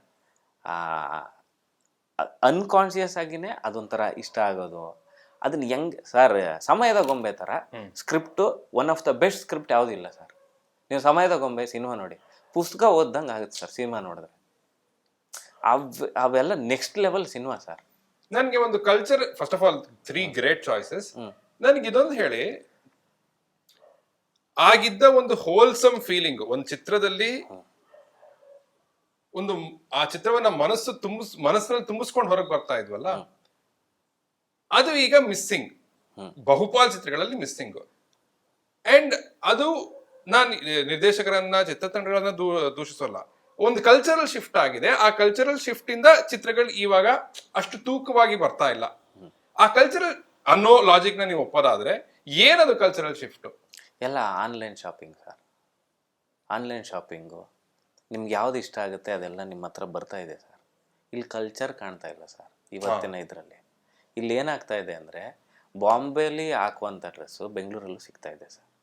ಮೊದಲು ಕನ್ನಡ ಸಿನಿಮಾದಲ್ಲಿ ಏನು ಬಟ್ಟೆ ಹಾಕ್ತಾಯಿದ್ರು ಅದು ಕನ್ನಡಿಗರದೇ ಆಗಿರ್ತಾ ಇತ್ತು. ಇವಾಗ ಏನಂದರೆ ಎಲ್ಲ ಇಂಪೋರ್ಟ್ ಎಕ್ಸ್ಪೋರ್ಟ್ ಯಾವಾಗ ಜಾಸ್ತಿ ಆಯಿತು ಸರ್, ಆವಾಗ ಕಲ್ಚರ್ ಮಿಕ್ಸ್ ಆಗೋಕ್ಕೆ ಶುರುವಾಯಿತು. ಆವಾಗ ಏನು ಮಾಡಿದ್ರು, ಸಿನಿಮಾದಲ್ಲಿ ಒಂದು ಸಾಂಗಲ್ಲೇ ಕಾಶ್ಮೀರಿ ಡ್ರೆಸ್ಸು ಹಾಕ್ತಾಯಿದ್ರು, ಈ ಕಡೆ ಕೊಡಗುದು ಡ್ರೆಸ್ ಹಾಕ್ತಾಯಿದ್ರು. ಏನಕ್ಕೆ ಕಲ್ಚರಲ್ ಆ್ಯಕ್ಟಿವಿಟಿ ಮಾಡ್ತಾಯಿದ್ವು ಅಂದರೆ, ಆವಾಗ ಎಕ್ಸ್ಪೋರ್ಟ್ ಇಂಪೋರ್ಟ್ ಜಾಸ್ತಿ ಆಗಿರೋದ್ರಿಂದ. ಮೊದಲಲ್ಲಿ ನಾವು ಸಿನಿಮಾ ಸರ್ ಥಿಯೇಟ್ರಲ್ಲಿ ಬಿಟ್ಟರೆ ಎಲ್ಲೂ ನಮ್ಗೆ ಸಿಗ್ತಾ ಇರಲಿಲ್ಲ. ಅಲ್ಲಿ ಹೋಗಿ ಕೂತ್ಕೊಂಡ್ರೆ ಅದ್ರಲ್ಲಿ ಏನು ನೋಡ್ತೀವಿ ಅದೇ ಫಿಕ್ಸು. ಅವ್ರು ಏನು ಹೇಳ್ತಾರೆ ಅದೇ ಸತ್ಯ ಆಗಿತ್ತು. ಇವಾಗ ಅಲ್ಲಿ ನೋಡ್ಕೊಂಡು ಈಚೆ ಬರೋವ್ರಿಗೆ ನೆಕ್ಸ್ಟ್ ಸಿನಿಮಾ ರಿಲೀಸು ಟ್ರೈಲರ್ ಬರ್ತಾ ಇರುತ್ತೆ.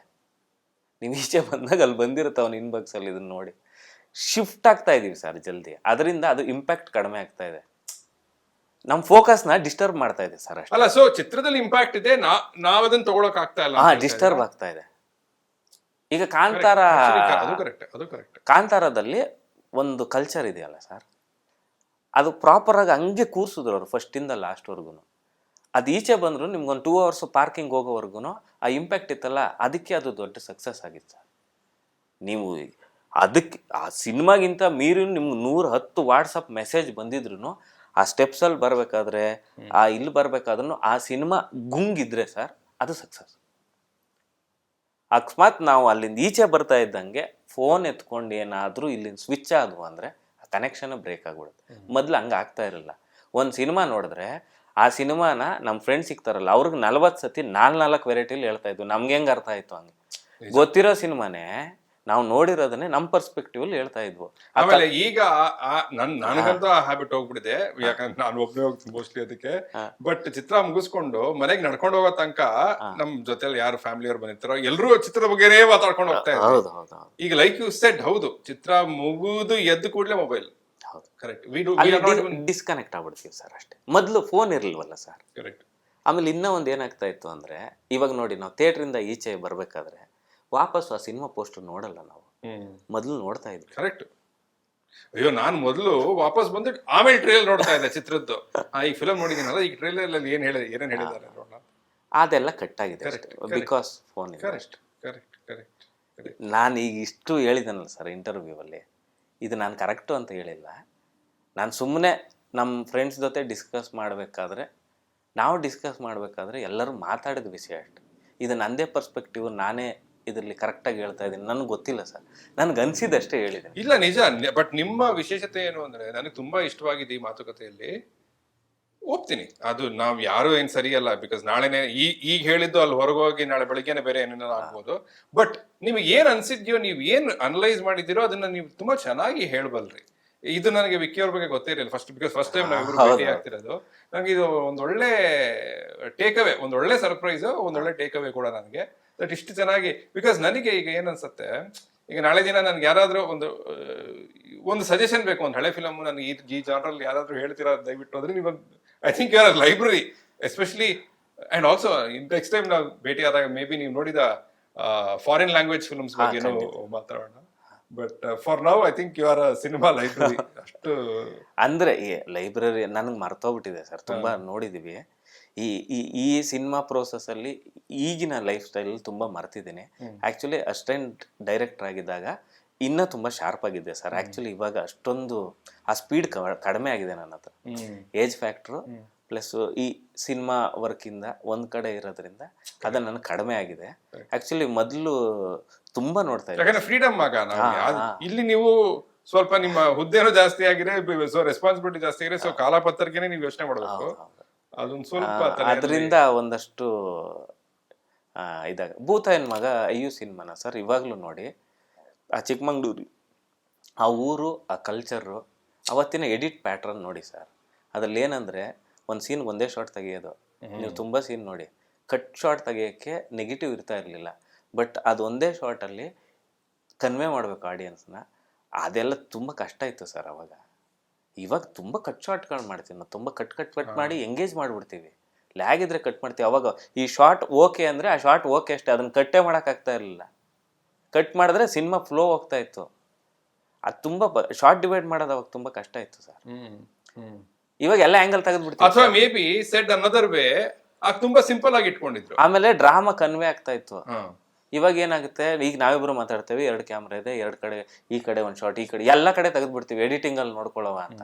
ಮೊದ್ಲು ಅವಾಗ ಹಂಗಿರ್ಲಿಲ್ಲ ಸರ್. ನಾವು ನೆಗೆಟಿವ್ ಅಲ್ಲಿ ಕೆಲಸ ಮಾಡಿದೀವಲ್ಲ, ಆ ಕ್ಯಾಮ್ರಾ ಸೌಂಡ್ ಆನ್ ಆಯ್ತು ಅಂದ್ರೆ ಎಲ್ಲರೂ ನಿಂತಿರು. 1 ಮೋರ್ ಆದ್ರೆ ಭಯ ಆಗೋದು ಸರ್. ನಾ ಕಡ್ಡಿ ಪುಡಿಲಿ ಆ್ಯಕ್ಟ್ ಮಾಡಬೇಕಾದ್ರೆ ನನಗೆಷ್ಟು ಭಯ ಇತ್ತು ಗೊತ್ತಾ ಸರ್. ಯಾಕಂದರೆ ನೆಗೆಟಿವ್ನ ಪ್ರೊಡ್ಯೂಸರ್ ಹೇಳ್ದಾಗ ನಾನೇ ತರ್ತಾ ಇದ್ದಿದ್ದು ಹೋಗಿ ಲ್ಯಾಬಿಂದ. ಆವಾಗ 12,400 14,400 ರೂಪಾಯಿ ನಾನು ರೆಡಿ ನೆಗೆಟಿವ್ ಇದ್ದಿದ್ದು.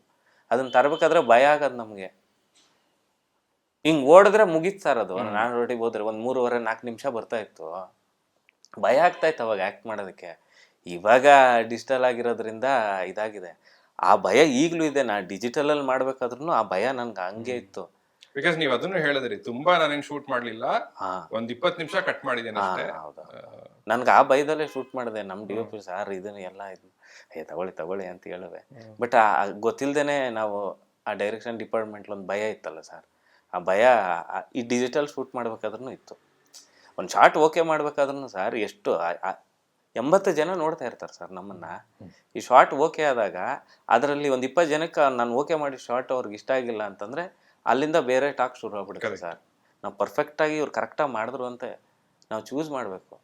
ಈಗ ಎಲ್ಲರೂ ಹೇಳ್ತಾರೆ ಈ ಸಿನಿಮಾದಲ್ಲಿ ಆ್ಯಕ್ಟ್ರಿಗೆ ಎಷ್ಟು ನೀವು ರೇಟ್ ಮಾಡ್ತೀರಾ ಅಂತ. ಆ್ಯಕ್ಚುಲಿ ಅವ್ರಿಗೆ 100ಗೆ 100 ಮಾಡ್ಬೇಕು. ಯಾಕಂದ್ರೆ ಶಾರ್ಟ್ ಓಕೆ ಮಾಡಿರೋದು ನಾವೇ, ಅದಕ್ಕೆ ರೇಟಿಂಗ್ ಮಾಡೋಕ್ಕೆ ಆಗಲ್ಲ. ಯಾಕಂದ್ರೆ ಹಾಗಾಗಿ ನನ್ನ ರಿವ್ಯೂನಲ್ಲಿ ತುಂಬಾ ರೇರ್ ಆಕ್ಟಿಂಗ್ ಬಗ್ಗೆ ಮಾತಾಡೋದು. ಬಿಕಾಸ್ ನನಗೆ ಗೊತ್ತು, ಒಬ್ಬ ಆಕ್ಟ್ರು ಒಬ್ಬ ಡೈರೆಕ್ಟರ್ ಜೊತೆ ಒಂಥರ ಮಾಡಿರ್ತಾನೆ, ಇನ್ನೊಂದು ಡೈರೆಕ್ಟರ್ ಜೊತೆ ಇನ್ನೊಂಥರ ಮಾಡಿರ್ತಾನೆ. ಬಿಕಾಸ್ ಅಲ್ಲಿ ಡೈರೆಕ್ಟರ್ ಹೆಂಗ್ ತೆಗ್ಸಿರ್ತಾರೆ ಅಂಡ್ ಸ್ಕ್ರಿಪ್ಟ್ ಹೆಂಗಿತ್ತು, ಬರವಣಿಗೆ ಹೆಂಗಿತ್ತು, ಇದೆಲ್ಲ. ಹೌದು ಸರ್. ನಾವು ಹಂಗೆ ಯಾರನ್ನೂ ರೇಟ್ ಅಂದ್ರೆ ಡೈರೆಕ್ಟರ್ ಆಗಿ ಮಾಡೋಕ್ಕಲ್ಲ ಸರ್. ಆಡಿಯನ್ಸ್ ಆಗಿ ಯಾರಿಗೆ ಏನು ಬೇಕಾದ್ರೂ ಕ್ರಿಟಿಕ್ ಮಾಡ್ಬೋದು ಸರ್. ಅವ್ರು ದುಡ್ಡು ಕೊಟ್ಟು ನೋಡಿ ಅವ್ರು ಏನಂದ್ರು ನಾವು ಕೇಳಲೇಬೇಕು ಸರ್. ಅವ್ರು ಚೆನ್ನಾಗಿದೆ ಅಂದ್ರೂ ಖುಷಿ ಪಡ್ಬೇಕು, ಚೆನ್ನಾಗಿಲ್ಲ ಅಂದ್ರೂ ನಾವು ಏನು ತಪ್ಪು ಮಾಡಿದೀವಿ ಅದನ್ನು ಸರಿ ಮಾಡ್ಕೋಬೇಕು ಸರ್. ಇನ್ಕ್ಲೂಡಿಂಗ್ ನನ್ನ ಕಾಲಾಪತ್ತರ್ ಸಿನಿಮಾದಲ್ಲೂ ಇಷ್ಟು ತಪ್ಪಿದೆ ಅಪ್ಪ, ಇದನ್ನು ನೀನು ನೆಕ್ಸ್ಟ್ ಸಿನಿಮಾದಲ್ಲಿ ಮಾಡಬೇಡ ಅಂತ ಹೇಳಿದ್ರೆ ನಾನು 100% ಅದನ್ನು ಎಕ್ಸೆಪ್ಟ್ ಮಾಡ್ಕೊಳ್ಳೋಕೆ ರೆಡಿ ಇದ್ದೀನಿ. ನಾನು ಮಾಡಿದ್ದೆ ಸರಿ ಅಂತ ನಾನು ಅನ್ಕೊಳ್ಳೋಕೆ ಸಾಧ್ಯನೇ ಇಲ್ಲ ಸರ್, ನನಗೆ ಗೊತ್ತೂ ಇಲ್ಲ ಅದು. I am ready to open. ನಂದು ಏನು ತಪ್ಪಿದ್ರು ನನಗೆ ಹೇಳಿದ್ರು, ನಿನ್ನ ಫಸ್ಟ್ ಸಿನಿಮಾದಲ್ಲಿ ಹಿಂಗೆ ಪರ್ಫಾರ್ಮ್ ಮಾಡಿದ್ದೆ, ಇನ್ನೂ ಮಾಡ್ಬೋದಾಗಿತ್ತು, ಸೆಕೆಂಡ್ ಸರಿ ಆಯಿತು, ನೀವು ಹೇಳಿದ್ರೆ ನಾನು ಕೇಳೋಕ್ಕೆ ರೆಡಿ ಇದ್ದೀನಿ, ನಾನು ಕೇಳಿಸ್ಕೊಂಡಿದ್ದೀನಿ, ನನ್ನ ಕೈಲಿ ಎಷ್ಟಾಗುತ್ತೆ ಅಷ್ಟನ್ನು ಈ ಸಿನಿಮಾದಲ್ಲಿ ಟ್ರೈ ಮಾಡಿದ್ದೀನಿ ಮಾಡೋದು. ನಿಮ್ಮ ಮುಂದಿನ ನಡೆ ಡೈರೆಕ್ಟರ್ ಆಗಿ ಇರತ್ತಾ, immediate next few films actor ಆಗಿ ಮಾಡೋದಿದ್ಯಾ ಸರ್? ಆ್ಯಕ್ಟ್ರಾಗೂ ಮಾಡ್ತಾ ಇದ್ದೀನಿ, ಡೈರೆಕ್ಷನ್ದು ಒಂದು ಲೈನಪ್ ಇದೆ, ಹಿಂಗೆ ನಡೀತಾ ಇದೆ ಸರ್. ಒಟ್ಟಿನಲ್ಲಿ ಈಗ ಒಂದು ಗ್ಯಾಪ್ ಆಯ್ತಲ್ಲ ಸರ್, ಆ ಗ್ಯಾಪ್ ತಗೊಳ್ಳಲ್ಲ, ರೆಗ್ಯುಲರ್ ಸಿನಿಮಾ ಪ್ರೋಸೆಸ್ಸಲ್ಲಿ ಸಿನಿಮಾ ಮಾಡೋಣ ಅಂತ ಅನ್ಕೊಂಡಿದ್ದೀನಿ. ಬಿಕಾಸ್ ನನ್ನ ಪ್ರಕಾರ ಆಕ್ಟರ್ ಡೈರೆಕ್ಟರ್ ಆಗಿರೋದು ಆಕ್ಚುಲಿ ಒಂದು ಬ್ಲೆಸ್ಸಿಂಗ್. ಯಾಕೆ ಅಂದ್ರೆ ನಾವು ಈಗಿರೋ ಒಂದು ಜಮಾನದಲ್ಲಿ ಪಾಪ್ಯುಲಾರಿಟಿನೂ ಬೇಕಾಗತ್ತೆ ಅಂತ ನಂದು. ಆಕ್ಟರ್ಗಿರೋ ಪಾಪ್ಯುಲಾರಿಟಿ, ಆಕ್ಟರ್ಗಿರೋ ವೆಲ್ತ್ ಬೇಕು, ಸೊ ದಟ್ ಈ ಡೈರೆಕ್ಟರ್ಗೆ ಊಟ ಹಾಕ್ಬೇಕಲ್ಲ. ಹೌದೌದು, ಅದು ಬೆನಿಫಿಟ್ಟು ಇದೆ ಸರ್, ಬಟ್ ಪ್ರಾಬ್ಲಮ್ಮು ಇದೆ ಸರ್. ಆ್ಯಕ್ಚುಲಿ ನಾವು ಎವ್ರಿ ಟೈಮ್ ನಮ್ಮನ್ನೇ ನಾವು ಡೈರೆಕ್ಟ್ ಮಾಡ್ಕೊಳಕ್ಕಾಗಲ್ಲ. ನಮ್ಮನ್ನು ನಾವು ಎಷ್ಟು ಅಂತ ಸರ್, ಈಗ ಎಷ್ಟು ಪರ್ಸ್ಪೆಕ್ಟಿವಲ್ಲಿ ನಮ್ಮನ್ನು ನಾವು ನೋಡ್ಕೊಳಕ್ಕಾಗುತ್ತೆ. ಒಬ್ಬ ಮೂರನೇವನ್ ಬೇಕು ಸರಿ ತಪ್ಪು ಹೇಳೋದಕ್ಕೆ. ಎಲ್ಲ ಸಿನಿಮಾನು ನಾವು ಡೈರೆಕ್ಟ್ ಮಾಡೋಕ್ಕಾಗಲ್ಲ ಸರ್. ಎಲ್ಲ ಸತಿನೂ ನಮಗೆ ನಾವೇ ಮಾಡ್ಕೊಳಕ್ಕೆ, ನಾವು ಬೇರೆಯವ್ರಿಗೂ ಮಾಡಬೇಕು, ಬೇರೆಯವ್ರು ನಮಗೂ. ಸರ್, ಬೇರೆಯವರಿಂದ ತುಂಬ ಕಲಿಸ್ತಾರೆ ಸರ್, ಅವ್ರದ್ದೊಂದು ಇಮ್ಯಾಜಿನೇಷನ್ ಇರುತ್ತೆ, ನಮ್ಗೆ ಆ ಇಮ್ಯಾಜಿನೇಷನ್ ಇರಲ್ಲ ಸರ್. ನಮ್ಗೇನು ಗೊತ್ತಿರುತ್ತೆ ಅದಷ್ಟೇ ಮಾಡಿರ್ತೀವಿ. ಲೈಫ್ ಲಾಂಗ್ ಅದನ್ನೇ ಮಾಡೋಕ್ಕಾಗಲ್ವಲ್ಲ. ಬೇರೆಯವ್ರು ಹೇಳ್ದಂಗೂ ಕೇಳಿ ಅವ್ರಿಗೆ ಹೆಂಗ್ ಬೇಕು ಹಂಗೂ ಮಾಡ್ಬೇಕು ಸರ್. ಬಿಕಾಸ್ ಆ ಕಲಿಕೆ ನಿಮ್ಮ ಡೈರೆಕ್ಷನ್. ಈಗ ಡೈರೆಕ್ಟರ್ ಎ ಜೊತೆ ನೀವು ನಟನಾಗಿ ಕೆಲಸ ಮಾಡಿದ್ರೆ ಆ ಕಲಿಕೆ ನಿಮ್ಮ ಡೈರೆಕ್ಷನ್ 100%. ಎಲ್ಲರ ಜೊತೆಗೂ ಕೆಲಸ ಮಾಡ್ಬೇಕು ಸರ್. ಇನ್ನೊಂದು ಕೇಳ್ಬಿಡ್ತೀನಿ ಸಾರಿ, ನಮ್ಮ ಕನ್ನಡದಲ್ಲಿ ಡೈರೆಕ್ಟರ್ ಆಕ್ಟರ್ ಡೈರೆಕ್ಟರ್ಸ್ ಜಾಸ್ತಿ ಜನ ಇದ್ದಾರೆ ಅಂತ ನಿಮ್ಗೆ ಅನ್ಸುತ್ತಾ? ಎಲ್ಲರೂ ಮಾಡ್ತಾರೆ ಸರ್. ಅಲ್ವಾ? ಮಾಡ್ತಾರೆ ಸರ್. ಅದು ಇಸ್ ಇಟ್ ಯುನೀಕ್ ಟು ಬರೀ ಕನ್ನಡಕ್ಕೆ ಪ್ರತ್ಯೇಕವಾಗಿರೋದಾ? ಇಲ್ಲ ಸರ್, ನಂಬಿಕೆ ಬೇಕಷ್ಟೇ ಸರ್. ಒಬ್ಬ ಆಕ್ಟರ್ ಡೈರೆಕ್ಟರ್ನ ನಂಬಬೇಕು, ಡೈರೆಕ್ಟರ್ ಆಕ್ಟರ್ ನಂಬಬೇಕು ಅಷ್ಟೇ ಸರ್, ಇನ್ನೇನು ಬೇರೆ ಏನಿಲ್ಲ. ನಾವೊಂದು ಕತೆ ಕೇಳಿರ್ತೀವಲ್ಲ ಸರ್, ಆ ಕತೆ ಓಕೆ ಅಂದಮೇಲೆ ಅಲ್ಲಿಗೆ ಹೋದ್ಮೇಲೆ ಅವ್ರು ಏನು ಹೇಳ್ತಾರೆ ಅದನ್ನು ತಲೆ ಬಗ್ಸ್ ಮಾಡಬೇಕು. ಡೈರೆಕ್ಟ್ರು ಆಕ್ಟರ್ಗೆ ಏನು ಹೇಳಿರ್ತಾರೆ ಅವ್ರು ಸಿಕ್ಕಾಗ ಅದನ್ನೇ ಅವ್ರು ತೆಗಿಬೇಕು. ಅಲ್ಲ ಸಾರಿ, ನನ್ನ ಪ್ರಶ್ನೆ ಏನು ಅಂದ್ರೆ, ಈಗ ರಿಷಬ್ ತಗೊಳ್ಳಿ, ರಕ್ಷಿತ್ ತಗೊಳ್ಳಿ, ನೀವು ತಗೊಳ್ಳಿ, ಈಗ ವಿತ್ ಕಾಲಾಪಥರ್, ನೀವೆಲ್ಲ ಆಕ್ಟರ್ ಡೈರೆಕ್ಟರ್ಸ್ ಅಲ್ವಾ? ನೀವು ಆಕ್ಟರ್, ನೀವು ಡೈರೆಕ್ಟರ್, ನೀವು ಅಲ್ವಾ? ನನಗೆ ಈಗ ಧನುಷ್ ಅವರು ತಮಿಳಲ್ಲಿ ಅದನ್ನ ಮಾಡ್ತಾರೆ, ಬಟ್ ಐ ಆಮ್ ಥಿಂಕಿಂಗ್ ಕನ್ನಡಕ್ಕೆ ಅದು ಸ್ವಲ್ಪ ಕನ್ನಡದಲ್ಲಿ ಜಾಸ್ತಿ ಜನ ಹಂಗಿದಾರ ಅಂತ, ಬೋತ್ ಆಕ್ಟರ್ಸ್ ಅಂಡ್ ಡೈರೆಕ್ಟರ್ಸ್. ನಮ್ಮಲ್ಲಿ ಏನಂದ್ರೆ ಉಪ್ಪಿ ಸರ್ ಸಕ್ಸಸ್ ರೇಟ್ ತುಂಬಾ ರೇಸ್ ಮಾಡಿದ್ರು ಸರ್. ಕಾಶಿನಾಥ್ ಅವರು, ರವಿ ಸರ್, ಇವರು ಡೈರೆಕ್ಟ್ರು ಆಕ್ಟ್ರು ಡೈರೆಕ್ಟರ್ ಆಗಿನೂ ಸ್ಟಾರ್ಡಮ್ ತಂದ್ಕೊಟ್ರಲ್ಲ ಸರ್. ಆ ಸ್ಟಾರ್ಡಮ್ ಇಂದಾನೆ ಸರ್ ಒಂದು ಧೈರ್ಯ ಬಂದಿರೋದು ನಮ್ಮ ಜನರೇಷನ್. You are excellent. ಹೆಂಗ್ ಹಿಡಿದ್ರಿ ನೋಡಿ ಆನ್ಸರ್. ಅಂದ್ರೆ ಶಂಕರ್ ನಾಗ್ ಅವ್ರನ್ನು ಬರ್ತಾರೆ ಸರ್ ಅದರಲ್ಲಿ. ಅವ್ರು ಬೇರೆಯವ್ರಿಗೂ ಡೈರೆಕ್ಷನ್ ಮಾಡಿದ್ದಾರೆ. ಅಂದ್ರೆ ಅವ್ರ ಗೆಲುವು ಸರ್ ನಮಗೆ ಕಾನ್ಫಿಡೆಂಟ್ ಅಷ್ಟೇ. ಅಲ್ಲೇನಾದ್ರೂ ಹೆಚ್ಚು ಕಡಿಮೆ ಆಗಿದ್ರೆ ಸರ್ ಆಗ್ತಾ ಇಲ್ಲ. ತಮಿಳಲ್ಲಿ ಭಾಗ್ಯರಾಜ್ ಅವರು ಡೈರೆಕ್ಟ್ ಮಾಡಿ ಹೀರೋ ಮಾಡಿದ್ದಕ್ಕೇನೆ ಸರ್ ಅಲ್ಲೂ ಡೈರೆಕ್ಟ್ ಹೀರೋ ಚೇರನ್ ಅಂತ ಒಬ್ಬರು ಬರ್ತಾರೆ, ಪಾರ್ಥಿಬನ್ ಬರ್ತಾರೆ, ಚೇರನ್ ಬರ್ತಾರೆ. ಮೇ ಬಿ ನಮ್ಮ ಈ ಜನರೇಷನ್ ಆ ಒಂದು ವೇವ್ ಅಲ್ಲಿ ಇದೆಯೇನೋ ಅಂದ್ರೆ ಸರ್. ಇವತ್ತು ಇಲ್ಲ sir, Rakshit sir, Rishab sir, ಮತ್ತೆ ನಮ್ ವಿಜಯ್ ಸರ್, ರಾಜ್ ಅವರು ಇವಾಗ ಏನ್ ಮಾಡಿದಾರೆ ಇವ್ರು ಗೆಲುವಿದೆಯಲ್ಲ ಸರ್, ಅದು ಮುಂದಿನ ಜನರೇಷನ್ ಆಗ್ಲಿ ನನಗಾಗ್ಲಿ ಇವ್ರ ಗೆಲುವೇ ನಮ್ಗೆ ಕಾನ್ಫಿಡೆಂಟ್ ಅಷ್ಟೇ. ನಾವು ಹೋಗ್ಬೇಕಾದ್ರೆ ನಮ್ದು ಸ್ವಲ್ಪ ಉಸಿರಾಡಿದ್ರೆ ನಮ್ಮ ಉಸಿರಾಟದಿಂದ ಆದ ಕೆಲಸ ಮುಂದಿನವನಿಗೆ ಅದು ಕಾನ್ಫಿಡೆಂಟ್ ಬರುತ್ತೆ ಅಷ್ಟೇ ಸರ್. ಸ್ಟಾರ್ಟಿಂಗ್ಗೆ ಹೀರೋಗಿ ಡೈರೆಕ್ಷನ್ ಮಾಡಿದ್ದೇನಾದ್ರು ಟಪ್ ಅಂತ ಬಿದ್ದಿದ್ರೆ ಯಾರು ಬರಕಾಗ್ತಾ ಇರ್ಲಿಲ್ಲ, ಅಂದ್ರೆ ಅಷ್ಟೊಂದು ಕಾನ್ಫಿಡೆಂಟ್ ಬರ್ತಾ ಇರಲಿಲ್ಲ. ಇಲ್ಲ, so I think we can end with ನಿಮ್ಮ ಟ್ರೇಲರ್ ಹೆಂಗ್ ಎಂಡ್ ಆಯ್ತು. ನಿಮ್ಮ ಗೆಲುವಿನ ಸುಗಂಧ ಮುಂದೆ ಬರೋ ಪೀಳಿಗೆಗೆ ಅವರ ಉಸಿರಲ್ಲಿ ಮಿಲನವಾಗ್ಲಿ ಅಂತ ಹೇಳ್ತಾ ಸರ್, 12ನೇ ತಾರೀಕಿಗೆ 12ನೇ ತಾರೀಕು ಮೊದಲನೇ ಆಟ, 13 ಆಕ್ಚುಯಲ್ ರಿಲೀಸ್ ಅಲ್ವಾ? ಆಲ್ ದ ವೆರಿ ಬೆಸ್ಟ್ ಕಾಲಾಪಥರ್ಗೆ. Like I said, it's been a pleasant surprise for me ಈ ಒಂದು ಮಾತುಕತೆ. ಐ ಥಿಂಕ್ ಅದೇ ಸೂರಿ ಅವರ ಜೊತೆ ಹೇಗೆ ಆಫ್ ಕ್ಯಾಮ್ರಾ ಕೂಡ ಗಂಟೆಗಟ್ಟಲೆ ಮಾತಾಡ್ಬೋದು, ಹಾಗೆ ನಿಮ್ಮ ಜೊತೆ ಅನ್ಸುತ್ತೆ. ನೋಡೋಣ, ಅವಕಾಶ ಸಿಕ್ಕ ಖಂಡಿತ ಮಾಡೋಣ. Thank you so much.